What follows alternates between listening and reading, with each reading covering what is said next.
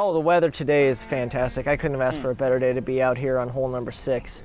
Earlier we were going to be on hole number 9, and that might have been a little sunny for my taste, but we've got this great umbrella. Oh, that was a great shot. We might have to go measure that hole, or that shot. But yes, I do enjoy this hole a lot. It does have that beautiful outie, though I think hole number 16 has the better outie. I work with Laura Shilley, our development coordinator, and we make all of the fundraising efforts happen. So we reach out for corporate support, for philanthropic individual support. We try to raise funds for the Scholastic Initiative, which is why we're here today at Glen Echo. We're having a lot of fun. And you know what's fun about this is par 3. If you're really not that good of a golfer, you can still have a great day. And we've all been playing pretty good on certain holes, you know. I mean, nobody's setting the world on fire. We have Aaron here who's doing all the heavy lifting for us, and we're just kind of riding the wave and having fun. We're going to be back next year. I can tell you that for sure. We'll be sponsoring the Chess Club golf tournament for sure. Without corporate dollars, we can't go into as many schools as we're in. We can't do a lot of things we do because, you know, a lot of times corporations, that's where a lot of philanthropic money sits. So we really need those funds to go into as many schools as possible. The game of chess is really making a difference, especially to underserved kids. The benefits of the game are really giving them those lifelong lessons to make the right moves in life and to be successful. King D1? Really? So at this particular hole, the blitz hole, hole 14, the objective is to get the ball into the hole as quickly as you can. So the players are out here, they have some people teeing off, they have other people down on the green, and it's a different form of strategy. It really requires them to give it some thought and think about things in a different way than they normally would. You can have as many hitters as you want. That's a strategy situation here. Let's get back. Hey, Rex. It's absolutely true that this hole is not a traditional golf hole, much in the way that chess isn't your traditional game. Being able to reach outside of our normal boundaries of the traditional chess player, of the people who are already interested in what's happening at the club, is an opportunity to reach new audiences. It's also an opportunity for us to show all of the hard work that we put into making Scholastic Chess successful. You know, kids who play chess are smarter, they have better grades, they have better attendance, they have better behavior in the classroom, they're able to solve complex problems more quickly, and it's really important for us because chess is one of those tools where you can play a game and at the same time learn those critical skills that are important for education. It's left to you! Oh, damn it. Kelly knows how to hug. Oh, gotcha! Nice!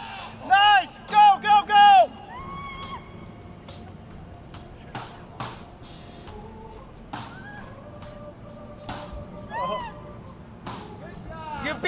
You beat your previous time! Every time we have the chance to come out to Glen Echo, it's a great opportunity. The weather's always been wonderful. The staff here are fantastic and really do an excellent job of getting everything ready for us. Oh! Oh! Ben, move out of the way. That is the shot of the day right there. That might be the winner right here. Get it, Lance? This might be the winning shot. It took first place. Holy cow, that is a first place shot. What a fantastic shot. Incredible. The sponsors, the donors, the corporations, the small businesses, they're the ones who really make all of this possible and recognize what the Chess Club is doing in St. Louis is impactful for kids. That's the most important part.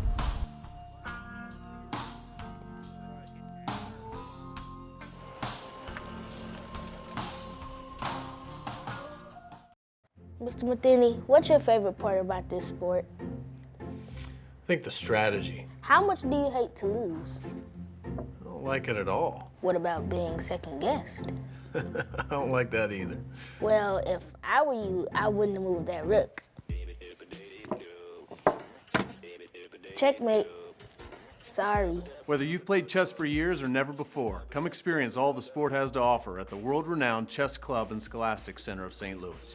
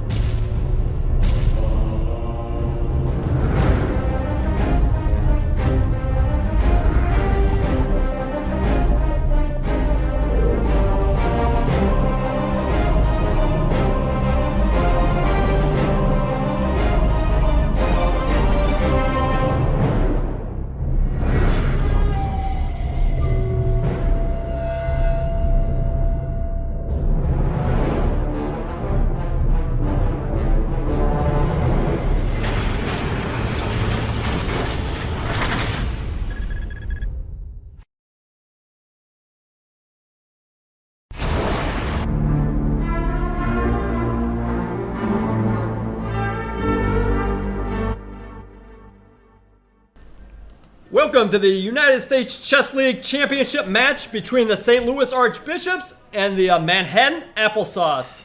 For you unfamiliar with the U.S. Chess League format, it's 4 players from a city playing against 4 other players from another city via the internet on the Internet Chess Club. And our team is the Archbishops. We're in the championship again. We won last year, so we're hopefully defending the championship. I'm right here with my esteemed colleague, 4-time U.S. chess champion, Yasser Seirawan, and he'll be going with you, Mike. through the matches. All right, and in this championship, I know in the semifinals, the Archbishops were in a tough spot because their opponent had draw odds. Is that the case this time around? No, it is not. If the match is tied 2-2 at the end, it'll be a gauntlet blitz match. Wow. Okay. I think that was how we won the finals last year, was in a gauntlet blitz match. Yes, Akobian and Spencer Finegold both came up very big for us in the blitz, and it was great. And Akobian was the MVP of that for sure, and we won it. And we won it. Yep. Okay, defending champions. Let's hope for the best. So Illya Nyzhnyk, is on board 1 against Lenderman, and his white pieces opened up with the classical Nimzo, grabbing the 2 bishops, a favorite of mine. Bishop b7, f2, f3. So with this move, basically what white is trying to do is play e4, get a great big fat big center pawn. Yeah. And most importantly, just kill that bishop. If you get pawns on e4 and f3, the bishop on b7 really has a lousy view.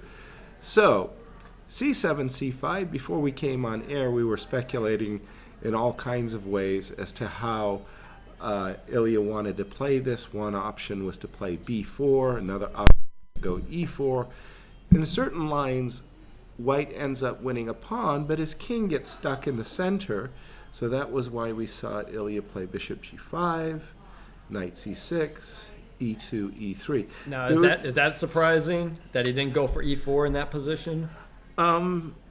Yes and no. The first thing was, again, before we came on air, Priyadarshan and our audience and I, we were discussing this move rook d1. The idea of the move rook d1 is very attractive, to put pressure on this pawn on d7 to try to discourage black from going into a line like the one I'm showing you, as d7 is hanging at the end of the line. The problem with rook d1 right away is actually a little bit confounding. Knight e4, a nice little tactic. Black is attacking the queen. If you take, then black is very, very happy after the trade of queens, because the rook is under attack. You would have to take this knight on c3, and then you're not a happy camper because you've got these very weak double c-pawns. But if we go back to this position, the key line that we were looking at was queen takes g7, queen takes g5. This is a pretty sharp and funny line. We got to this point, and we weren't sure. Are we happy with white or not? And then we saw this move knight d4, which is a really nasty checkmate threat down here. And we stopped. We said, no, we don't want Illya playing this. And he didn't. Instead, he had played, let me go back, I apologize. Instead, he played not rook d1, he played e3. Now, it doesn't really matter about playing e4. The problem with e4 is that we would give up this square d4 one day. So e3 was much more sensible, just keeping the knight out of d4. This bishop on b7 is no longer bothering us, so we don't need to put a big center. In the meanwhile, what white's doing is he's always keeping this pin, and he's always has at his option the idea of capturing and doubling the pawns. He doesn't want to do it right away. For example, in a really nice world, what white would much prefer to do is develop his knight, and put his knight on h5, and then capture the knight on f6. So a long-term threat just bubbling below the surface. I guess you would capture with the knight after all that. Yes. Knight takes knight. Yeah. That's why you want to retain the bishop. So d7, d6. So the purpose of that move is at times, black sometimes wants to stop this doubling. He can play e5, which has its positional drawback. So let's say, well, in fact, what Illya did was castled. Okay. Now that surprises me. Well, it's yes and no. It's sort of like white's king no longer has a comfortable home. On the king side, there's going to be, you've already played f3, so you've weakened yourself. On the queen side, clear. There's a b file. Mm-hmm. In the center, we're not happy. So you got to choose an unhappy place to go. We can't all go to Florida. There you go. So, okay, so castles, but again, black's problem is that he's got this pawn stuck on d6. Oh, pardon me, I want to go back for just a moment.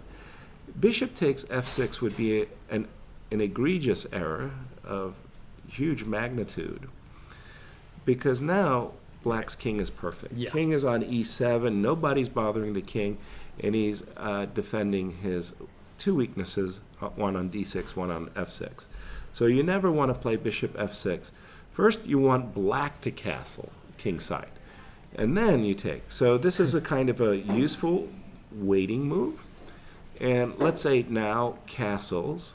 Well, for example, this is a position where, again, on a very good day, you get to play these moves, knight g3, knight h5. It's unpleasant. It's just simply unpleasant for black. So I don't expect that we're going to see the castles from Lenderman, Alex Lenderman. Let me see what else I might advise black to do. In a weird kind of way, it's not what you want, but you could go queen to e7. Okay. Knight to e2, and castles long yourself. It's not the ideal. I think white stands very comfortably. Now this idea of going over here really makes less sense, and the idea of queen to c2 and knight to c3 makes more sense, putting your knight in the center and also kind of tickling you a little bit with knight b5 one day. Well, is Lenderman going to try to generate an attack on the queen side, or is he going to actually castle on the queen side? That's a question. That's the question. That is a question. Again, it's not a very. It's a little bit awkward for black as to how he would like to deal with his king. For example, I would love this move. Anything like this would be just excellent for black, right? This would simply be excellent. The problem with this line is, as we've seen before, is queen takes, knight e4, queen takes g7, queen takes g5, check, king e7, and how does this compare to that previous line?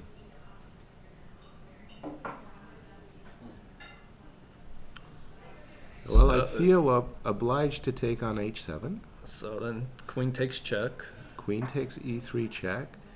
I feel obliged to go here to b1. What about the knight coming? Knight to Yes, that looks like the most imposing. And now we need some really good moves here.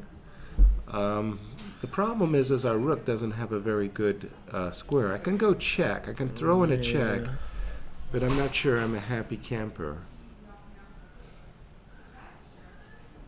Are they on move 11 right now? So this could theoretically happen. Yes, e3, d6, castles has been played.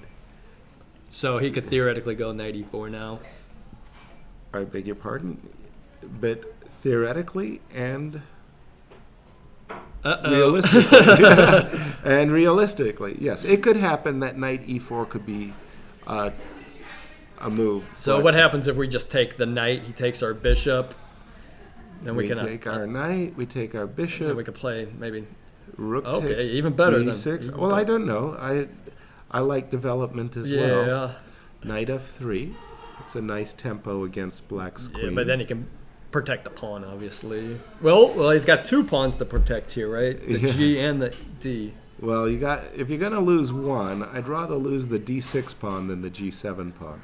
So, takes castles. All right, so this won't be too bad for Nyzhnyk then. No, not at all. Oh, okay. Not at all. Not at all. Well, that's good. You were speaking there as a worried team captain, not just a team captain, a worried. Yeah, well, there you go.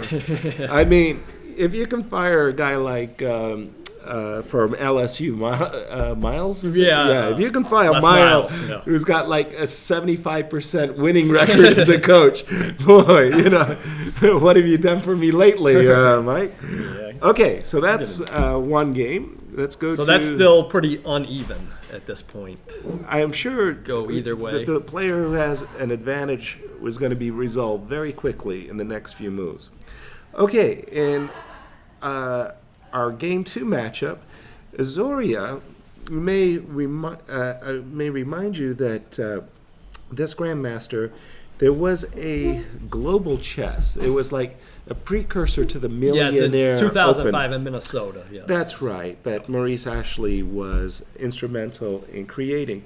Well, that $50,000 first prize was won by Izoria. And after he had won that tournament, we didn't hear too much of him. In fact, I don't think he played for a number of years. And suddenly kind of reemerges out of the woodwork. All right, let's see what happens in this game. Var is black, and Var plays his specialty, which has been the French defense, a lifelong favorite. The classical French, f4, c5, knight f3, knight c6. It's amazing how this continuation, which is well over 100 years old, maybe even closer to 150 years old, comes in and out of fashion. There are times like you just never see this opening, and then you just see tons of games. And I know that after bishop e3, one of the most creative players in the world, Alexander Morozevich, played the move b7, b6, which was a real head-scratcher for me, but Sasha made it work. Okay.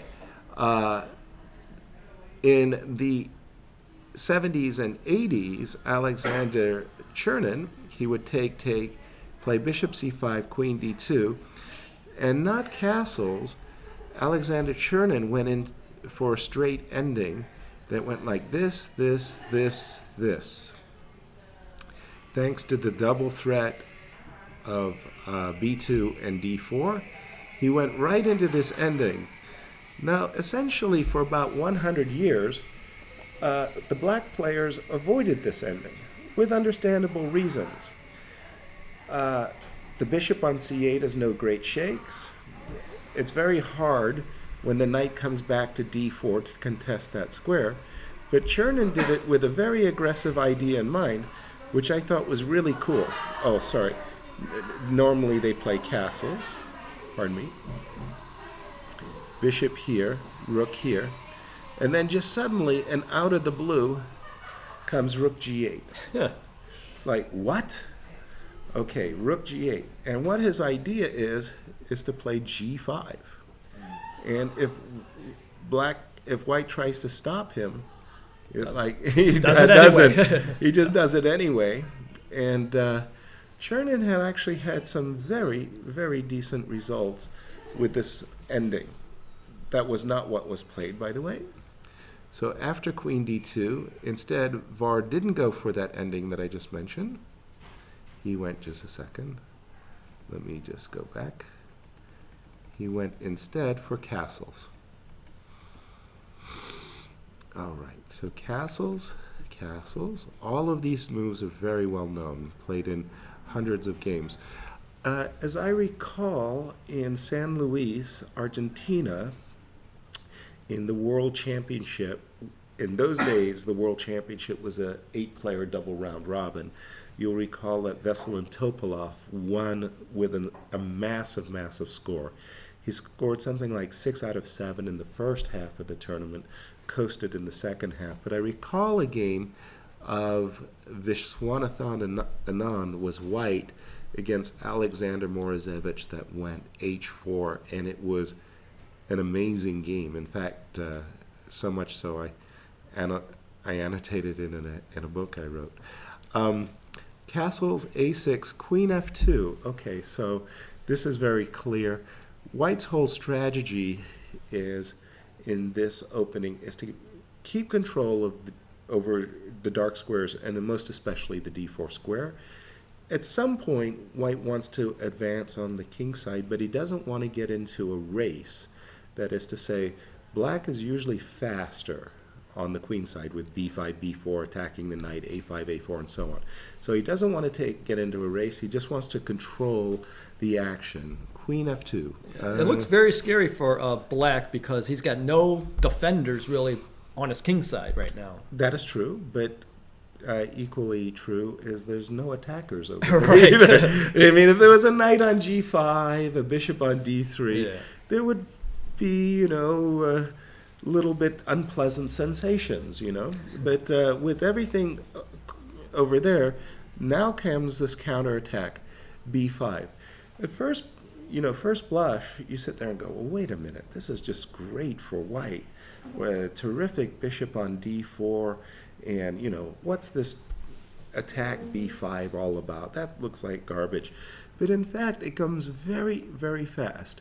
Strategically speaking, black wants to get rid of his bishop. That bishop on c8 is deadwood. And if he can go b5, b4, and put his bishop, trade off white's bishop, not only does he get rid of a potential attacker against his own king, but it actually helps him win squares like the c4 square. Let's see how the game went. Bishop e3. Well, queen a5. Now that isn't a move that I would have bet on. Queen a5. The more standard, I think, and straightforward is b4. I suppose Var didn't like queen a5, knight a4. I mean, again, if black is able to just complete his strategical aims of trading off light squared bishops, the control over this square, this diagonal, isn't that impressive. First of all, there's nothing on the diagonal. But queen a5, okay, this is probably theory. Var is one of those grandmasters who not only is a specialist in the openings he plays, he has a very good sensitivity towards what the latest theoretical wrinkles are. So I'm suspecting that he wants queen a5 with the idea of not allowing that knight to come to a4 after b4. King b1, b4, so it's all very forcing. So black spent a tempo with queen a5, queen c7, but he got what he wanted, not to allow the knight to a4. Let's see, are we up to date? Let me just copy. This is game 2, right? Yes, sir. Yes, sir. Remember, you can follow us and join the conversation on Twitter, #US Chess League. Right. So this is a very intriguing position. I would say all 3 results are possible. But again, I want to just boldly state the obvious, that white does not want to get into a line where he thinks he's going to go here and here and here and kill him, because in fact, black, as mentioned earlier, is much faster. It's just the nature of the position. The open C, the C file is half open in black's favor already. Can we see one other line? Please. Well, maybe it doesn't work then. So this is the live position. Right. What about getting our knight on e2, kind of on the king side, maybe even g3. Okay, let's say, knight g3. With the ideas of bishop d3. Yes. And now you've got some. You got something, but they're just not coordinating to any specific spot, huh? Well, again, you see that this bishop on c8 is really rotten. Let's just be very clear. It's a bad bishop. But if you can get rid of it, if you can trade it off for that bishop on d3, it's a great success for black. Again, he's getting rid of an attacker for a piece that's septic. What could be better, right? So after bishop a6, one of the drawbacks of white's position is very often in French, you like to get in the f4, f5 break. But here, it just really doesn't make any sense at all. The pawn e5 is just too weak, vulnerable, so f5 is not coming anytime soon. So Var's done a good job of not getting his king attacked. Yes, and so the real question is what happens after knight d4. Now in this case, a5 doesn't look that good because I can plant a knight in on d6, and I don't think black would like that. So he trades, and now he pushes. And now, this is a very big question, whether or not we can get an f5. I suspect this is one of those positions where it's very uncomfortable for black, but he ends up surviving in some kind of miraculous way that this pawn on g7 ends up being helpful. That he just leaves that pawn on g7 and ends up playing e5. So even though you don't play f5 right away, you would play, for example, a move like bishop d3, bishop a6, maybe something like g4. And the idea is that in this position, this rook could sometimes be useful. This rook often comes to c1 to keep this guy. And then, again, one day, white aspires towards f5. So let me just get the up-to-date position, and there we have it. So I think knight d4 is crucial. I would evaluate it as dynamically even, but this is like a great position when you want to play for a win for both sides because it's quite imbalanced. Okay. Okay. That's a good. Let's go to our third board game. This is between Spencer Finegold and Rozman. Rozman is a young boy, I understand. Yes, let's see. Rozman is. Or maybe it's Nicky's opponent is a young boy. Yeah. Nicky's this gentleman was born in 1995, so that makes him around 20. A very young man. D4, and you don't see a lot of them, but we have a. Oh, I have to do. Sorry. So I got to get it into. So this is going into Spencer's preparation. He was banking that Rozman was going to play the Dutch. So. And that's what he did. At knight c3, knight f6, bishop g5, d5, f3, c5. I understand that before the game. Oops. Just a second. I went too fast. I think I don't have it in exam mode yet. Yes, I do. Before the game, I think Spencer was banking on knight c6, to which his intended preparation was simply queen d2, e3 was his intention. I think c5 was a little bit surprising, but it also looks a little bit weird for black to make so many pawn moves early in the game. And Spence said, okay, let me try to kill it. e4, knight c6, bishop b5. We were looking at this before we came on air, and we expected the move a6, by the way. Takes, and now knight e2. Okay, so we were speculating on a pawn sacrifice, e5, knight back, here. And we saw that we were losing this pawn, but okay, it could have happened. Instead, after takes. How would have that benefited Spencer by just giving away a centralized pawn like that? Well, first of all, I'd never give away nothing for nothing. I mean, Graham, no. The reason has everything to do with black's king, right? So from white's point of view, anything that he can do to keep black's king in the center for as long as possible has got to be considered a good idea. So first of all, you take a pawn, but now again, you're still like 1, 2, 3 moves away from castling. So let me go, for example, take. So I get my pawn back, but now what my idea would be to play knight to d4, maybe queen e2, and try to utilize the e file that just got opened. Okay. So, but however, Spencer did not play that. He chose knight e2 right away. e6. Whoa. e6. So just inviting e5 here, It sure right? does. It sure does invite e5. And he took. Okay. So let's just see why not. e5, h6, because you've got to break this pin, of course. Bishop back, g5. So now, if they've got a dragon pawn formation, a hippopotamus pawn formation, I don't know what this is. This is some genetically mutated animal we have on the board here. This looks really weird. My first impression is black is close to lost, but maybe I'm wrong.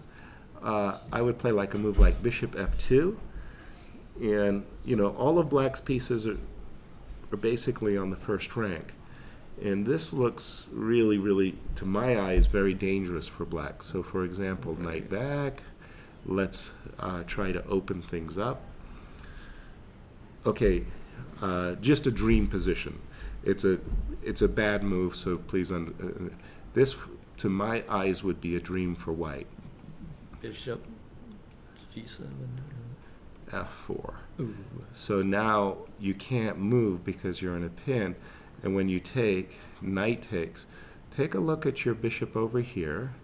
As soon as I castle, followed by knight h5 or queen e2, bad things are happening, okay? I mean, this is just an ugly position for black. That didn't happen. I don't know why.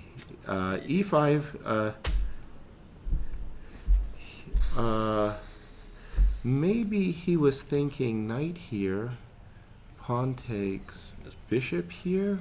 What about bishop takes pawn? Yeah, that would be...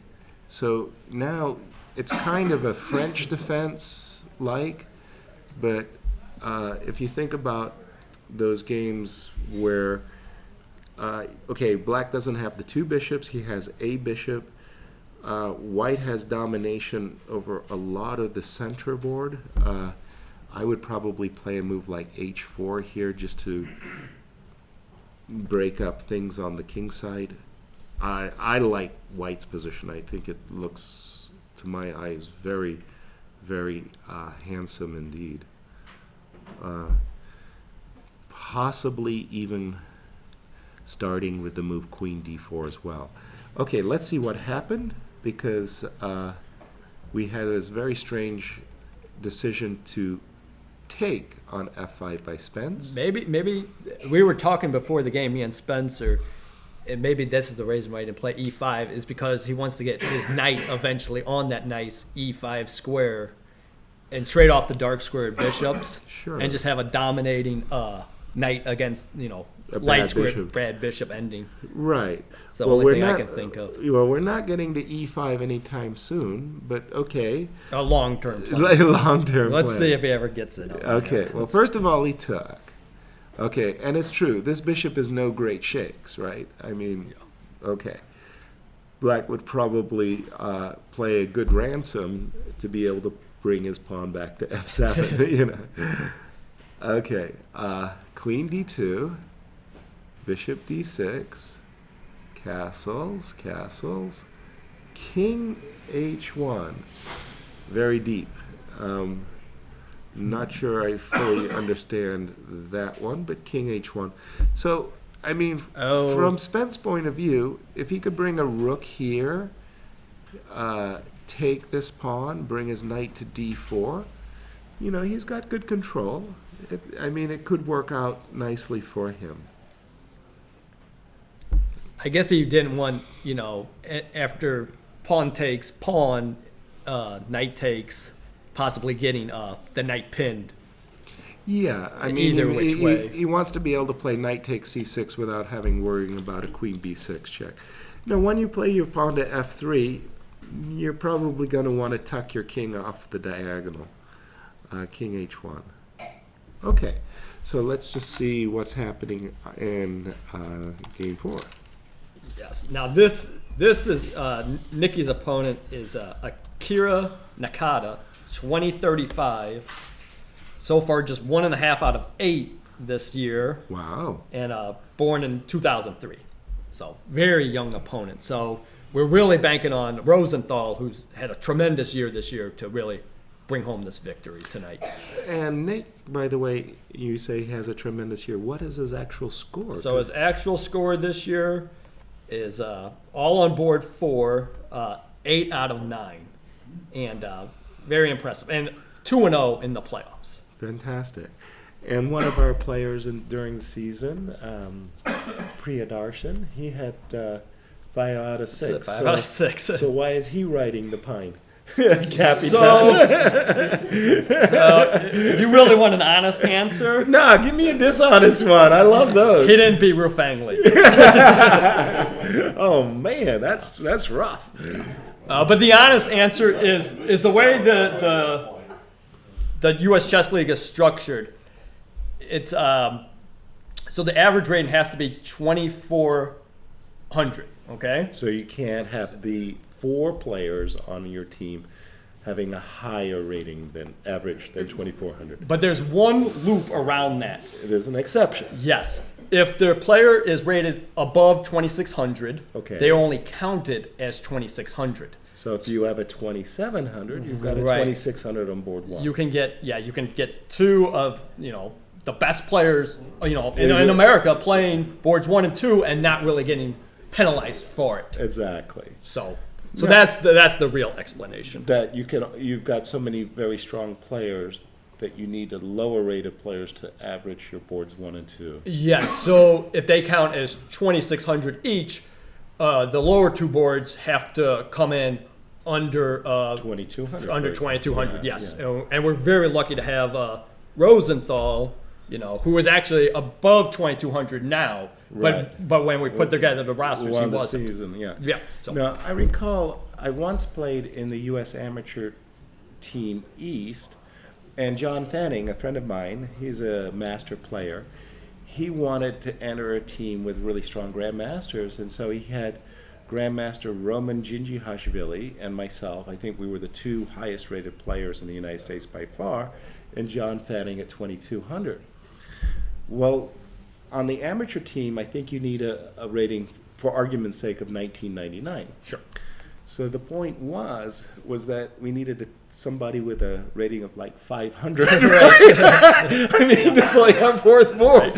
Right. And Gingy and I were joking with one another that that person should have asked for a fee the same as ours, right?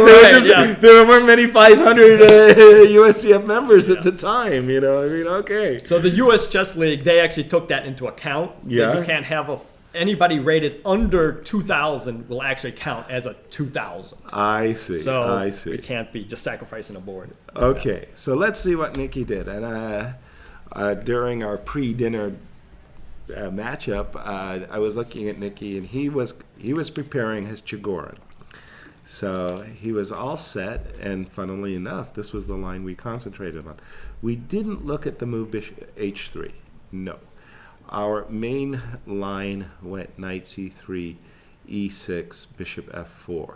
This was just the starting point. Our analysis went for quite some time. It's remarkable how theory has advanced so greatly that you can just go so deep into the game. h3 we didn't look at, probably for the reason that Nicky played in the game. White has won the 2 bishops, but he's really killed his pawn structure, his flexible pawn structure. and it looks like black just has a very easy road to equality, and maybe already even a little bit more than equality. White's kingside is very, very, very nice, very safe. It would be great if black decided to go long, then white could go nuts on the queen side. If black just goes short, then the structure of d4, the isolated pawn and the doubled f pawns, should give Nick a slight plus. Yeah, definitely something to develop your attack around that D pawn, Yeah. Just pile up. Yeah. Triple up the rooks and the queens on the D file and see what happens, right? No, win a pawn. Never mind. See what happens. I'm a pawn grabber, man. Give me that pawn. Okay, so basically... So we're liking that board. We're liking that board. Good. Back to Lenderman's game. Okay, so interestingly enough, after castles, Lenderman has banked his position on a queenside attack. That is a very surprising decision in my eyes. Rook b8. Holy cow.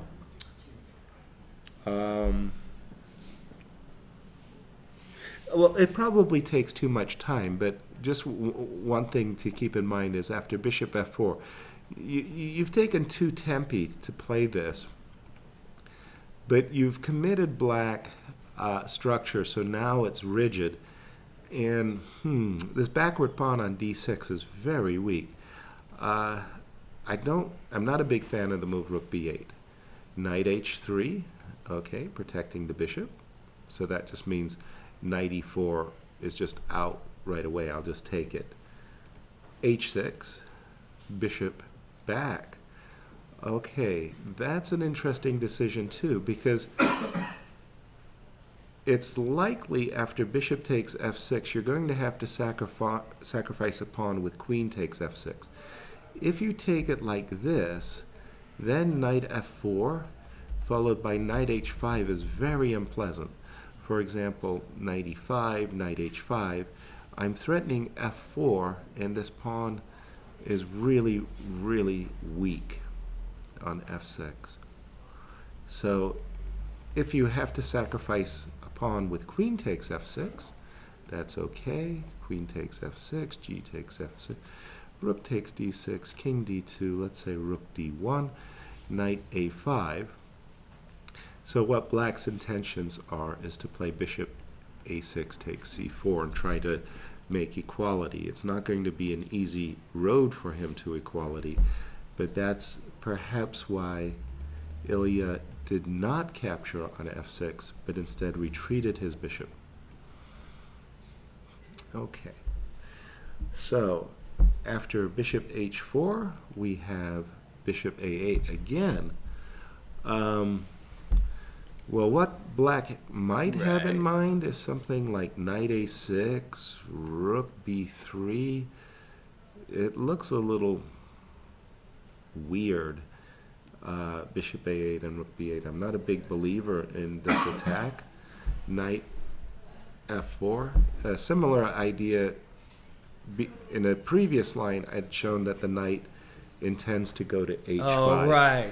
And so now he just goes h3 to... Okay, so the trick is, of course, you can't go g5 thanks to knight h5, and oops, got the rook. That's a big guy at the end of the tunnel there. And something like this is probably simply very pleasant for white. He's got ideas of rook takes d6, and that knight is a perpetual target, let's call it. So no g5 in the position, but you've got to bring a problem as black. How are you going to deal with knight h5? That's not a pleasant task.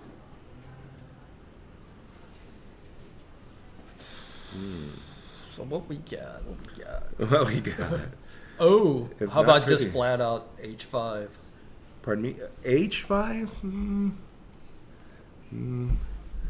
Boy. Well, Well, it does stop knight h5, but it doesn't address the greater issues of how am I going to deal with this pin? And by the way, where am I putting my king at the end of the day? So let's say I'll play a move like bishop to d3. So one of the reasons I'm playing bishop d3 is not necessarily because I want to play knight takes e6 and bishop g6 check, but really just because I want to play bishop c2, keep the b3 square defended, and I need to double on the d file, is essentially what's going on here. So I'm going to ask my audience, pre-Doug, what do you think? Is Lenderman got a decent move here? Am I missing something? This just looks very nice for Illya. Yeah, I think White is doing really good. So you're agreeing that White's doing very good. Having said that, however, what move would you make for Black? Keeping in mind this isn't your game and you're very happy that you're not having to deal with it. I wanted to play King E7 for a long, long time. King E7. But even here it looks very interesting. Knight E5 now. King E7, Knight E5. F4, maybe F4 is winning straight out for White. Sorry. You had to do it earlier. Yeah, I wanted to play King E7 long time. Yeah, it's So, just losing here. so you're refuting your own before I get to? I mean, that's not fair. Just a second, let me get in some. Together we can both beat you. Together, you and I. We'll take this guy Priyadarshan down. Okay, so you're thinking that you got to be a little bit creative. You're kind of grasping for something here. Right. I mean, maybe knight a5. Knight a5. Or king f8. The idea is that for knight h5, I can play e5 to at least prevent losing a pawn. Mm-hmm. Well, but g7 hangs here. That's why I say maybe you have to play something ugly like king f8 first. King f8 as a prelude to being able to play e5. I don't like that. I mean, white must be better if you have to. Yeah, it just feels like Lenderman has done something amiss. Too many nice looking shots for white. Yeah. It won't make a difference if you go king e7 and king f8 because white's going to go knight e5 anyway. Yeah. Well, the g7 pawn was hanging before that. Right. Yeah, I was taking it. Yeah. Well, I'm not a very big fan of this position for black either, but And g5 could might be forced. Or could I play? g5. You think g5 is? Ooh, Doug Eggert is suggesting g5 might be forced. Or e5 here. Ew. Okay, what if knight g7 check? No. King f8, knight f5? This wasn't so clear to me because, Knight d7? yeah, I got this little move knight d7, and I think I'm in time to do. If I play like f4, I don't see how your rook on e8 or any piece really moves. Yeah, it's not like It's not like I have a great. Oh, sorry. Let me take that one back. At least in this case, maybe. Ha ha ha. H3. I'm not saying I'm happy with this as black. I'm saying No. I haven't lost material. Well, in truth, I would probably be very happy as white here. First of all, because I've created so many weak squares in black's camp, and I'm thinking that on a really good day, I'll play bishop here, queen to d3, and bishop to c3. My king will be super solid, and I'll have my bishops raking the center and the king side with a backward pawn on d6. It's not pleasant, but at least, Doug, you're right, you're not losing material. But if this is the best black has, I would suggest that he has to go back to something earlier. Let me just get caught up on the position for a moment. Yeah, so it looks like Lenderman is thinking a lot, and he's got a. Nyzhnyk's got a huge time advantage by 20 minutes or so. And we did see, by the way, Doug Eckert's move. G5. All right. I mean, this horrible, this positional, this unbelievably bad positional idea. He played what you suggested. Big time, big time. So after bishop e1, the nice part, again, if you think about how much time black has invested to get his rook to the b file, if you put your bishop on c3, you totally squash all the play down the b file. So two tempi are going to be taken out. And again, let me just put a dream position for white on the board, as I mentioned it already.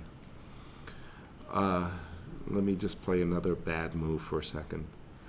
Hold on, I played too many good moves. Let me, castles, bishop d3. Let me play bishop d3. Let me play rook here. Let me play bishop here. Let me play rook here. This is, let us say, a kind of a dream position that I had in mind. Well, to put what about rook takes b2 here, though? Oh, I probably played it in the wrong move order. Sorry, I wanted to get this position with bishop c3. Sure. I just somehow managed not to do it in the.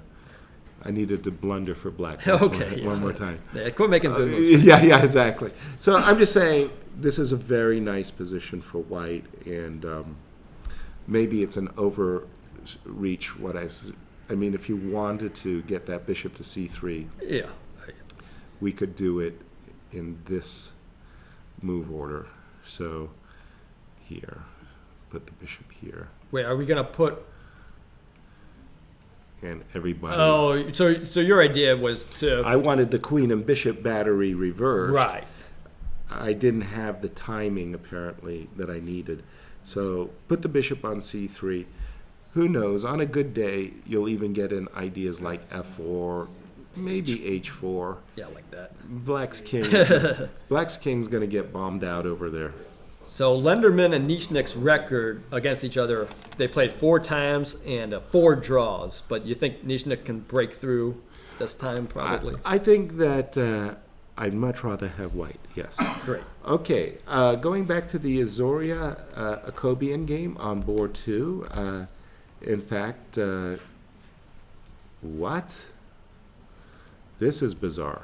Okay, queen a5, queen c7, knight g1. Oh, maybe redirecting the knight to f3 to g5. I definitely thought the right approach was knight d4, bishop d4, a5. I think that the bishop on d4 gives white an edge, but a minuscule one. Knight e1. I mean, if I'd ban Izoria from my classroom. That's it. No more lectures. Out the door. No. Knight e1. That's an overreach. Obviously, white has this great plan that maybe he could use his knight one day to somehow force black to make some weaknesses. But when you think about how many moves that's going to take, that is quite a maneuver. Knight c3 to e2 to g1. That's too much. That's asking too much of the position. a5, knight f3, bishop a6, and we're up to date. And I would say that I probably would prefer black's position at this point. I mean, let's say it's very, very simple for black to play. So you're not afraid that you have no defenders over there on the king's side? Well, I've got one potential attacker, by the way. Once that knight goes to g5, and just for argument's sake, if I put my rook on c8 and my knight on f8, I will laugh at you. Okay. I will laugh at that knight on so g5. So if I play my knight to g5 here, right? Right. And even if you play, and now let's threaten check. Well, let's not threaten checkmate. Well, that's not fun. Well, that's good for us. Well, all I'm saying is you're attacking my one defender, the knight on f8. And by the way, do you know what Grandmaster Bent Larson said? Bent Larson said, when I put my knight on f8, I never get mated. It was good enough for Ben. Good enough for me. I'm sure Var knows that principle saying as well. Yeah. So, and of course, if you go knight f3, h6, yes, you know, okay, you can make some pretension that you're doing something on the king side. In truth, you're not. I mean, okay, I can see I could fall into some mate like hg5, but it's just that the knight on its own doesn't generate enough threat. Okay, well, so that's good for Var then. Yeah. And look at the time on this one as well. Again, Akobian has done nothing. Nothing that he's not supposed to. I mean, he just brought all of his pieces to the squares. And also, by the way, this construction of the bishop on e3, as well as the queen on f2, it very oftentimes inspires black to play the move f7, f6. So, for example, h4, f6. In the first place, you really don't want to do this, create a weakness on e6 self-creation. But on the other hand, when the queen is on f2, the bishop is on f3, the knight gets to go to g4 or even e4, and it's very powerful, good play for black. So I'm not a big fan of this whole queen f2 as we've seen. All right, let's go to Spence. Yeah, just so everybody knows, the time control in this U.S. Chess League Championship match is game 75 with a 30-second increment. So every time they make a move, they get 30 seconds added to their clock. Okay. So where did we leave off on we'll this? We'll go back. We have not seen that. We were, just a moment, we were about these parts. I think king h1 was white's last turn. Takes. Queen takes. Now that's a strange move for me. Queen takes. This knight on e2 is not doing that great, so let's just see this one. Takes. I didn't think that the move c5 was playable because of this. That is to say, I wanted to go knight c6 with the idea of bishop takes f6 and queen takes check and grab that. So just to show you what, this is the line I had in mind, okay? Stupid line, but there you have it. I'm seeing now, and for the first time, that after bishop f6, you don't take my bishop, you take my knight. And that's a little bit unfair. Then I don't get to do what I wanted to do. I'd have to drop back with my bishop. And at least in this position, black's chances are decent. Again, his f-pawn is misplaced, but that's just about the only bad thing I can say about black's position. That did not happen. Instead, he recaptured not with the knight. Oops, let me go back. Oh, another reason why he should have taken with the knight is that in case of c5, that might simply be premature. I could go here with those similar threats. So is he going to play d4? Yeah, and then I can go here with the knight, and maybe this knight is actually now quite well positioned because you can't play bishop e5, and at the end this guy might be hanging. So, what if knight d5, bishop h2? Sorry. Knight d3, d4, knight d5, bishop h2. Priyadarshan, Grandmaster Priyadarshan, suggests knight d5, bishop takes h2. Okay, well. Shall we try chess here? And first of all, I probably like white still, even though I just blundered a pawn on h2 after this move. But then the real question is, if I go for the sex change, Just give up the exchange, maybe bishop d6. bishop to d6, I took us, Queen takes. take us. Now, here I've got some issues because if I bring this bishop to life, right? and you've got a very nice compensation. Knight h5, probably queen f7, king h1. It's hard for me to judge. I'm not sure. I think that this is good comp. Good comp, yeah? So it does mean that if I were in white shoes, pardon me, I would have probably... Did this happen? No. I did something wrong. Sorry, I wanted just to say that I don't mind, especially against a structure like this, to have lost my h-pawn. Yeah, white's got to be pretty happy in this position. I would think so. I mean, you can do something. It looks decent for white. But that did not happen. He went there.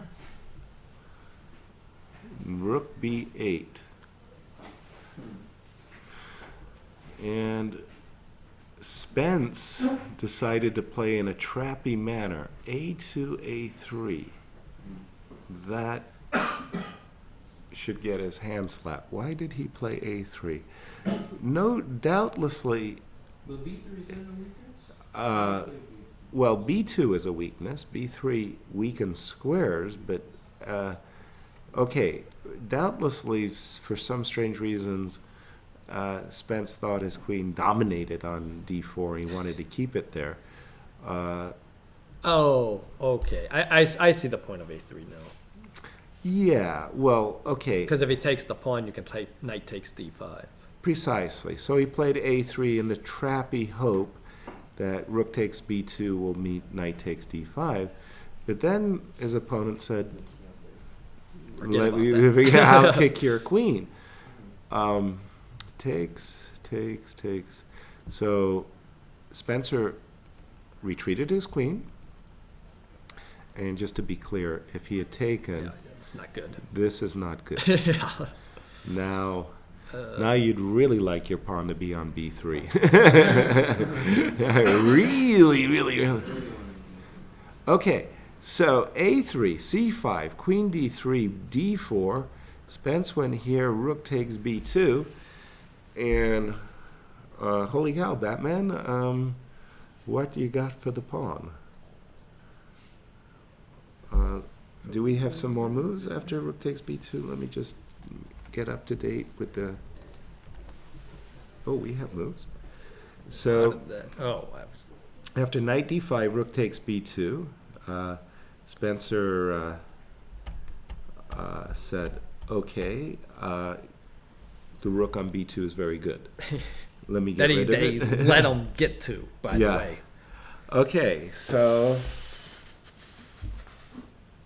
I'm not a big fan of white's position, but maybe it's not terrible. Usually if I'm a pawn down, I don't mind if I have the two bishops of compensation. But in this case, Rozman has the two bishops. So it's like, what? Okay, so where's the compensation? So let's say black plays a move like bishop e5, setting up for queen takes d5. What do we do? Do we take on f6?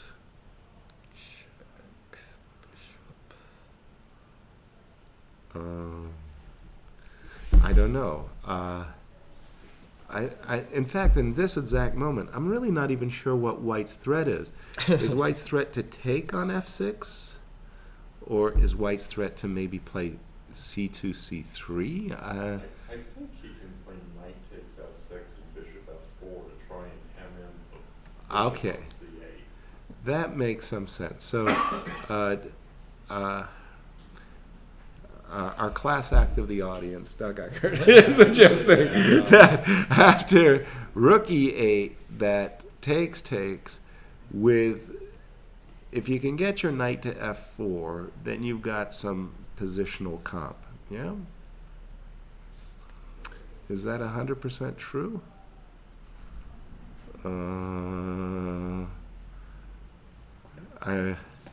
My spidey sense is tingling here, Doug. I think it's good.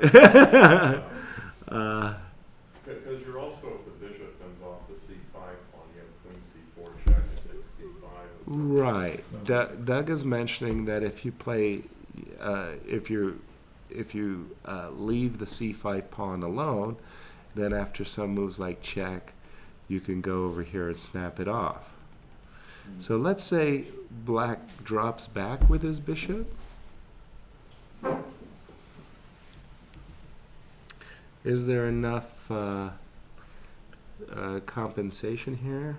Well, one thing we might do is go after the a6 pawn, doing something like this, but it seems like black is having more fun than white is having here. Well, if he cuts the bishop, how about knight to g3? Okay. To go after the f5 pawn. Okay, so knight to g3 makes sense. Give me this guy. Okay. So queen would come to d5, protecting the f5 pawn.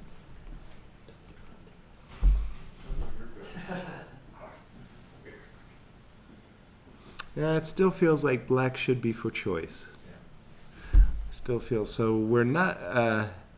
Applesauce is doing pretty okay on board 3.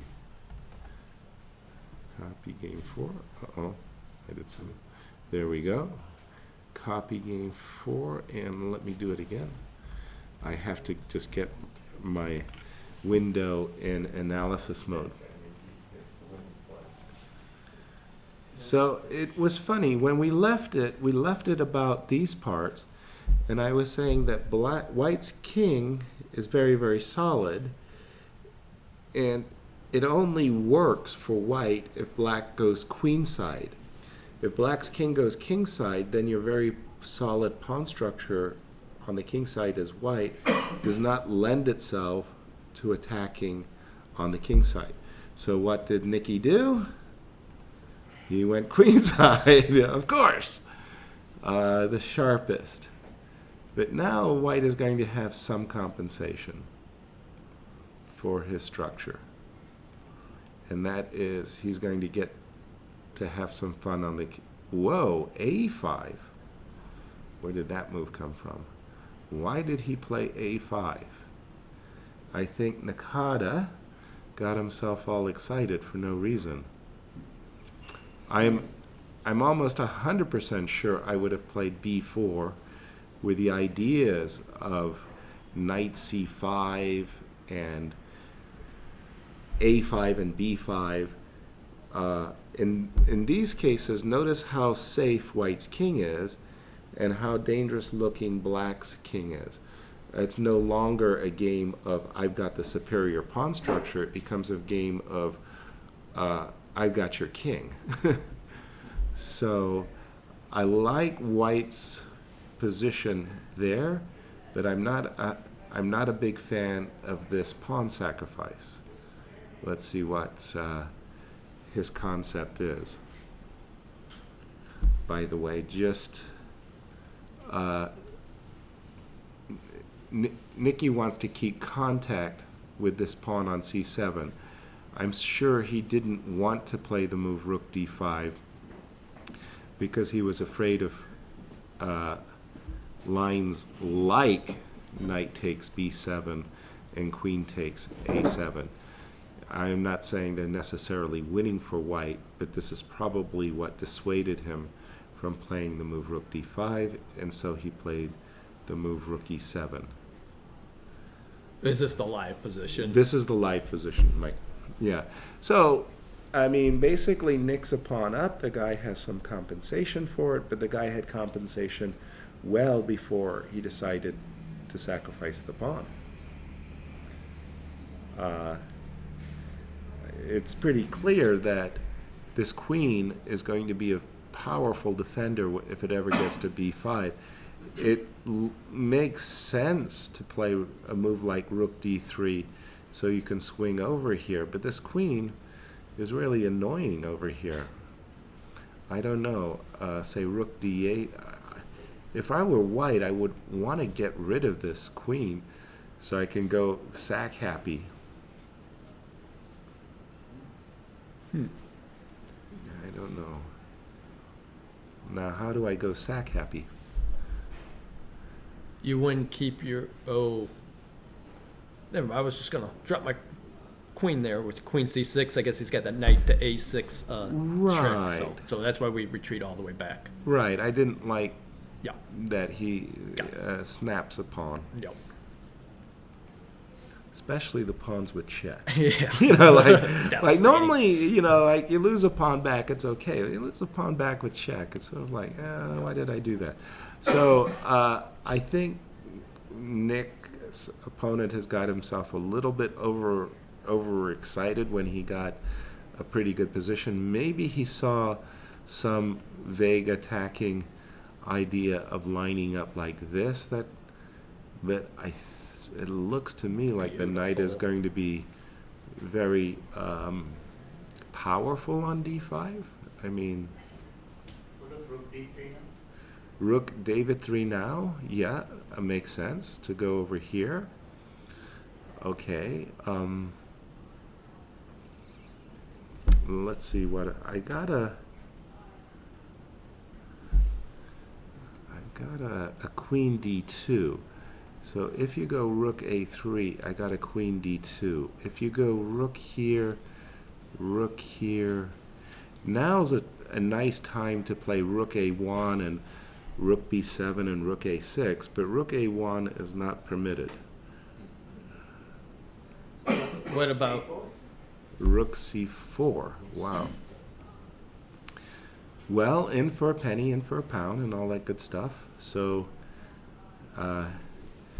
in the immortal words of Larry Christensen, I'm trying to get you from behind.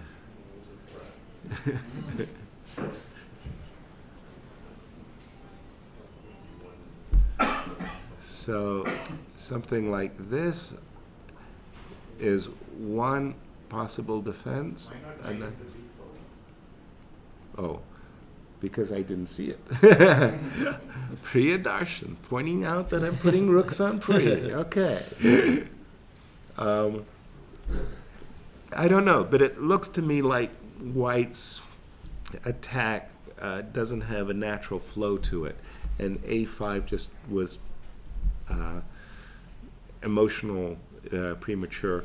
If we just go back to that moment, a4, h5, I don't think there's anybody here who wouldn't have preferred, oops, sorry, let me go back. I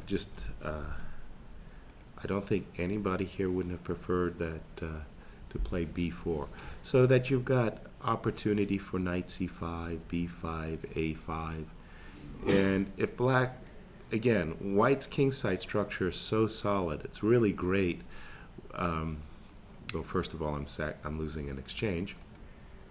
But it takes you so long to get any type of an attack going against the structure that it's almost, he's better off not even having tried.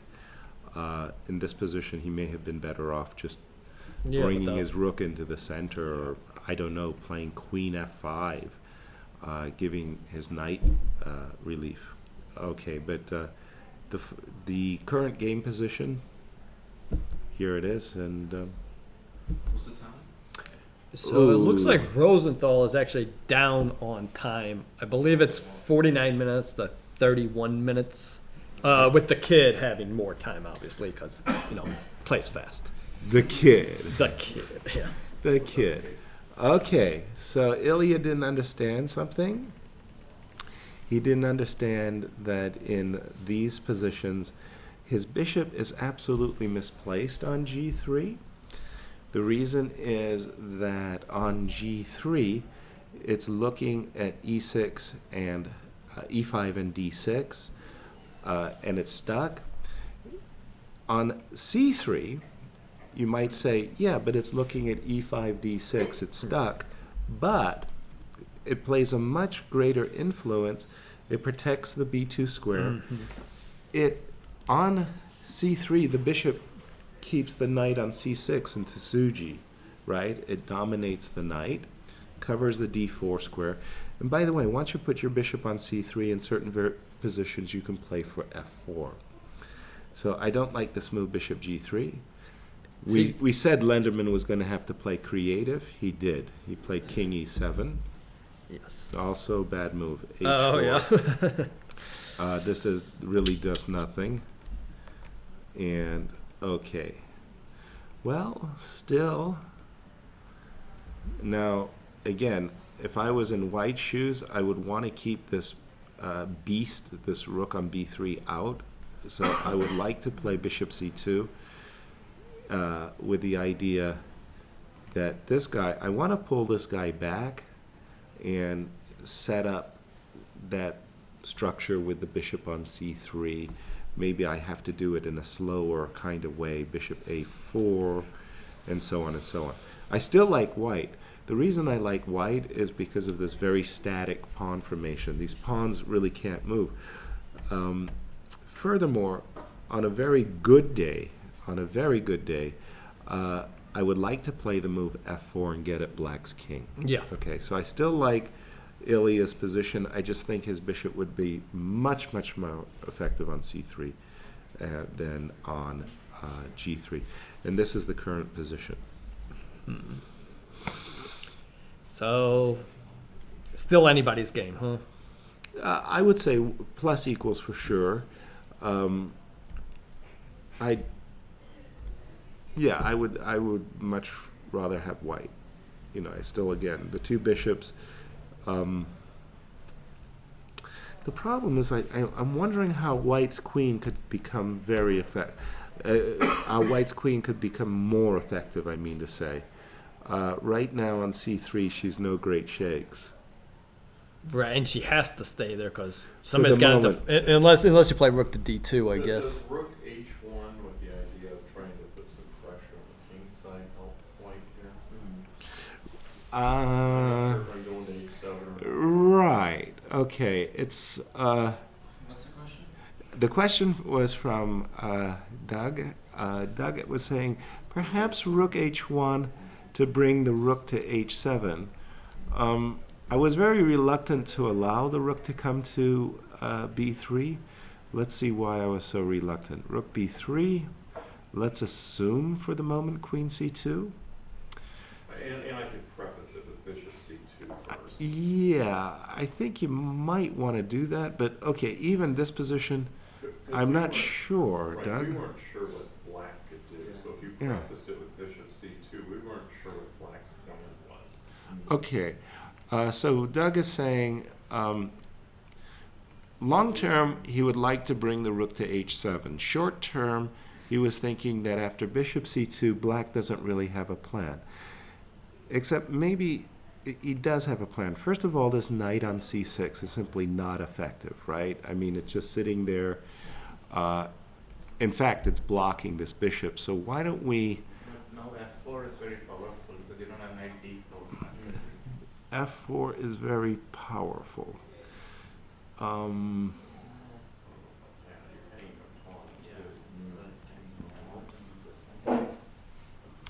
F4, yeah, f4 is a shot we have to be careful about. Wow. I don't know, Pri. This is rook h1. Oops, let me get the rook over h1 for a second. I wanted to get my bishop into the game. Let's say knight f7, rook h7, bishop out. Queen d2. So queen d2 has what idea?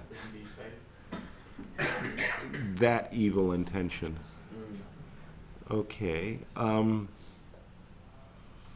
Black sure looks like he's getting tied up. I don't like it for black, but how bad is it? Bishop H4. So no threats, right? Or No, not immediate threat. yeah. Well, the point is, I can't play a move that I'd really like to play, Queen E4. Yeah, Rook C6. Yeah. This is not happiness. Let me take my last move back and try Queen here. So I've got some idea like this, and also a possible idea of meeting Queen D5 with Queen E6. I'm not sure. It looks unpleasant. Yeah? Yeah. It looks very unpleasant. I was trying to say that this knight on C6 isn't doing anything, and then by pulling my knight away. So the point is well, why don't you like F4? And I'm assuming the answer is that you don't like the knight coming to D4. Well, even here, by the way, there is this shot. But in principle, you want to see the knight walk away from the square D4 before you break open the position with F4, yeah? We just weren't sure how black could significantly improve, whereas white has the two bishops here. That's a good point. Doug is simply saying that it's hard for black to improve his position, whereas white just needs to keep everything on guard, and then eventually Rook H1, Rook H7, F3, F4.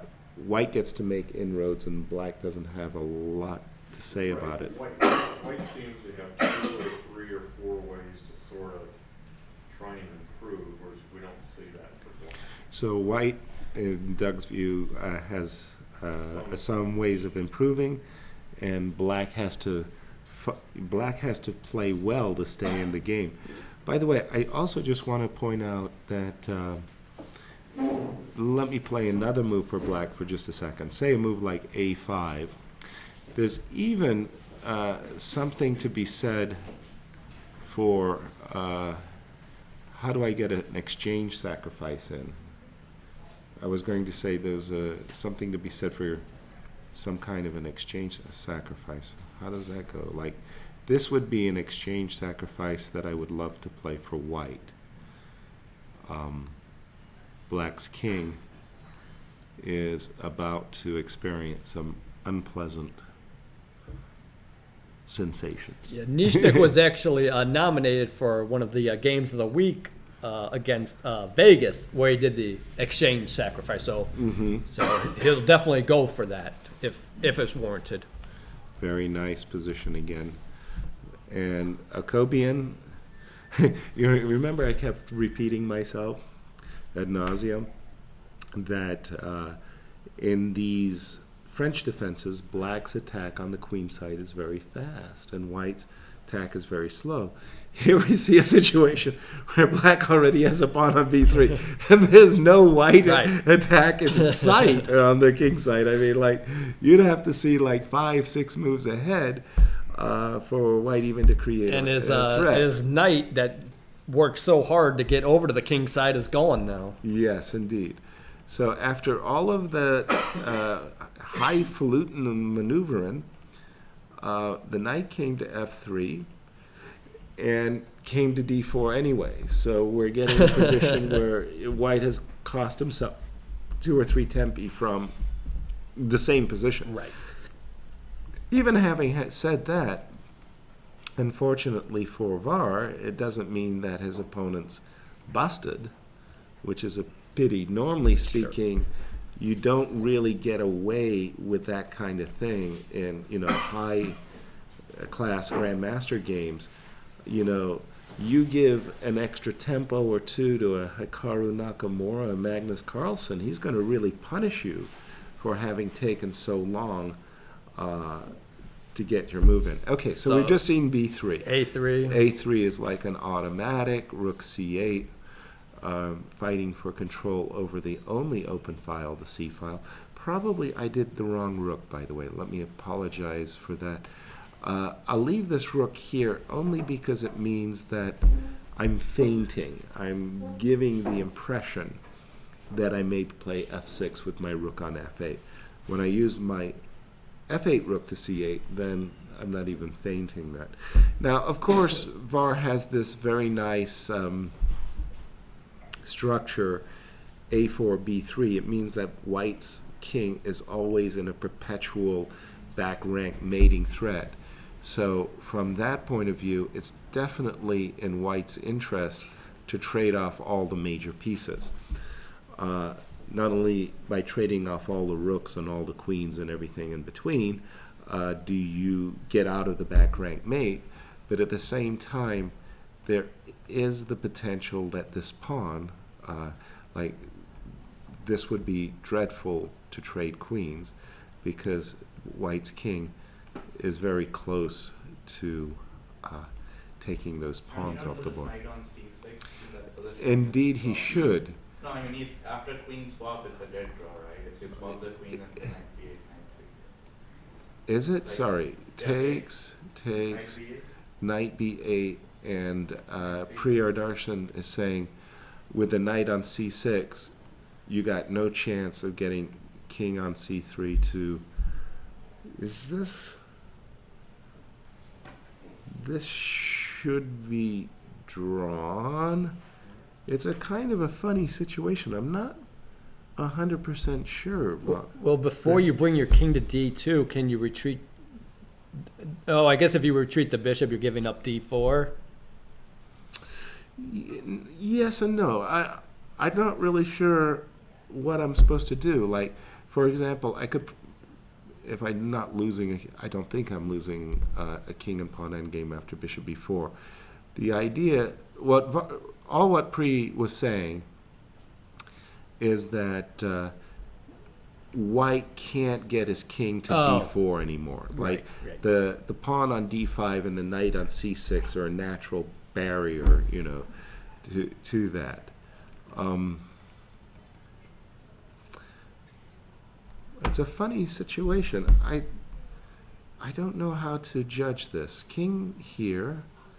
So what I want to do with white is play g4 and f5. Yeah? And it's hard for me to judge if this is better for one player or if it's just a draw. Pri, you just think this is dead? Yeah, I think it would be a draw. Could you just give me a move for black for a sec? h5. h5. Good move. Okay, so g3. King g8. King h7. King h7, h3. King g6. 8. f6. And you're not worried about getting into a bishop and knight morass here. I guess that makes sense. It's just... okay, continue just for a move or two. Okay, if I play f5, then how do you get an entry? From King g6 at this gate. right, so basically black, I can put my bishop on any wonderful square, but draw. Agreed. Okay. But it's funny, I actually thought that when I saw the position as we came to it initially, right back here, you know, when I saw b3, my initial reaction is, well, this has got to, you know, black's got something going here, you know, and maybe it's just even. Weird. Okay. Let's just go, sorry, let me revert to the position. And we haven't yet seen the move a3. So this is how we were getting... What's the actual time now? Time for... Well, let me see. I'll have to close some things. Oops. That's game 2. Let me just... window. Events. Okay. So we got 33 minutes. This is the Nyzhnyk game. This is the Nyzhnyk. Let's go back through this game for a moment because it sure looked good for our guy, Illya.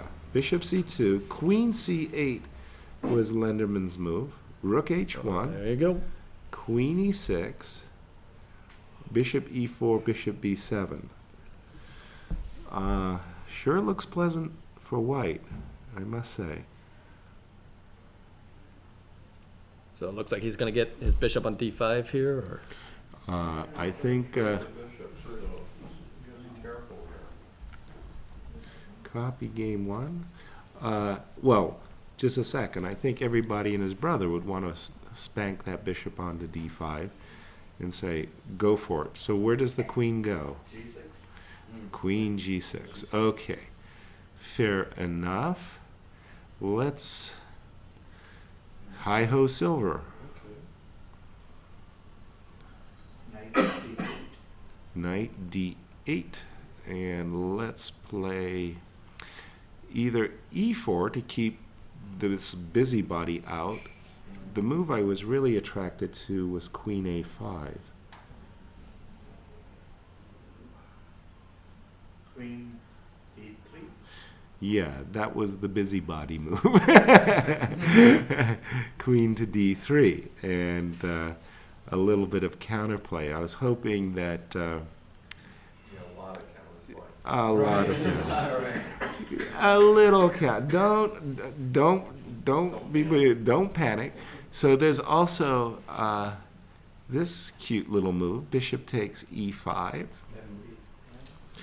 Fe. Queen takes.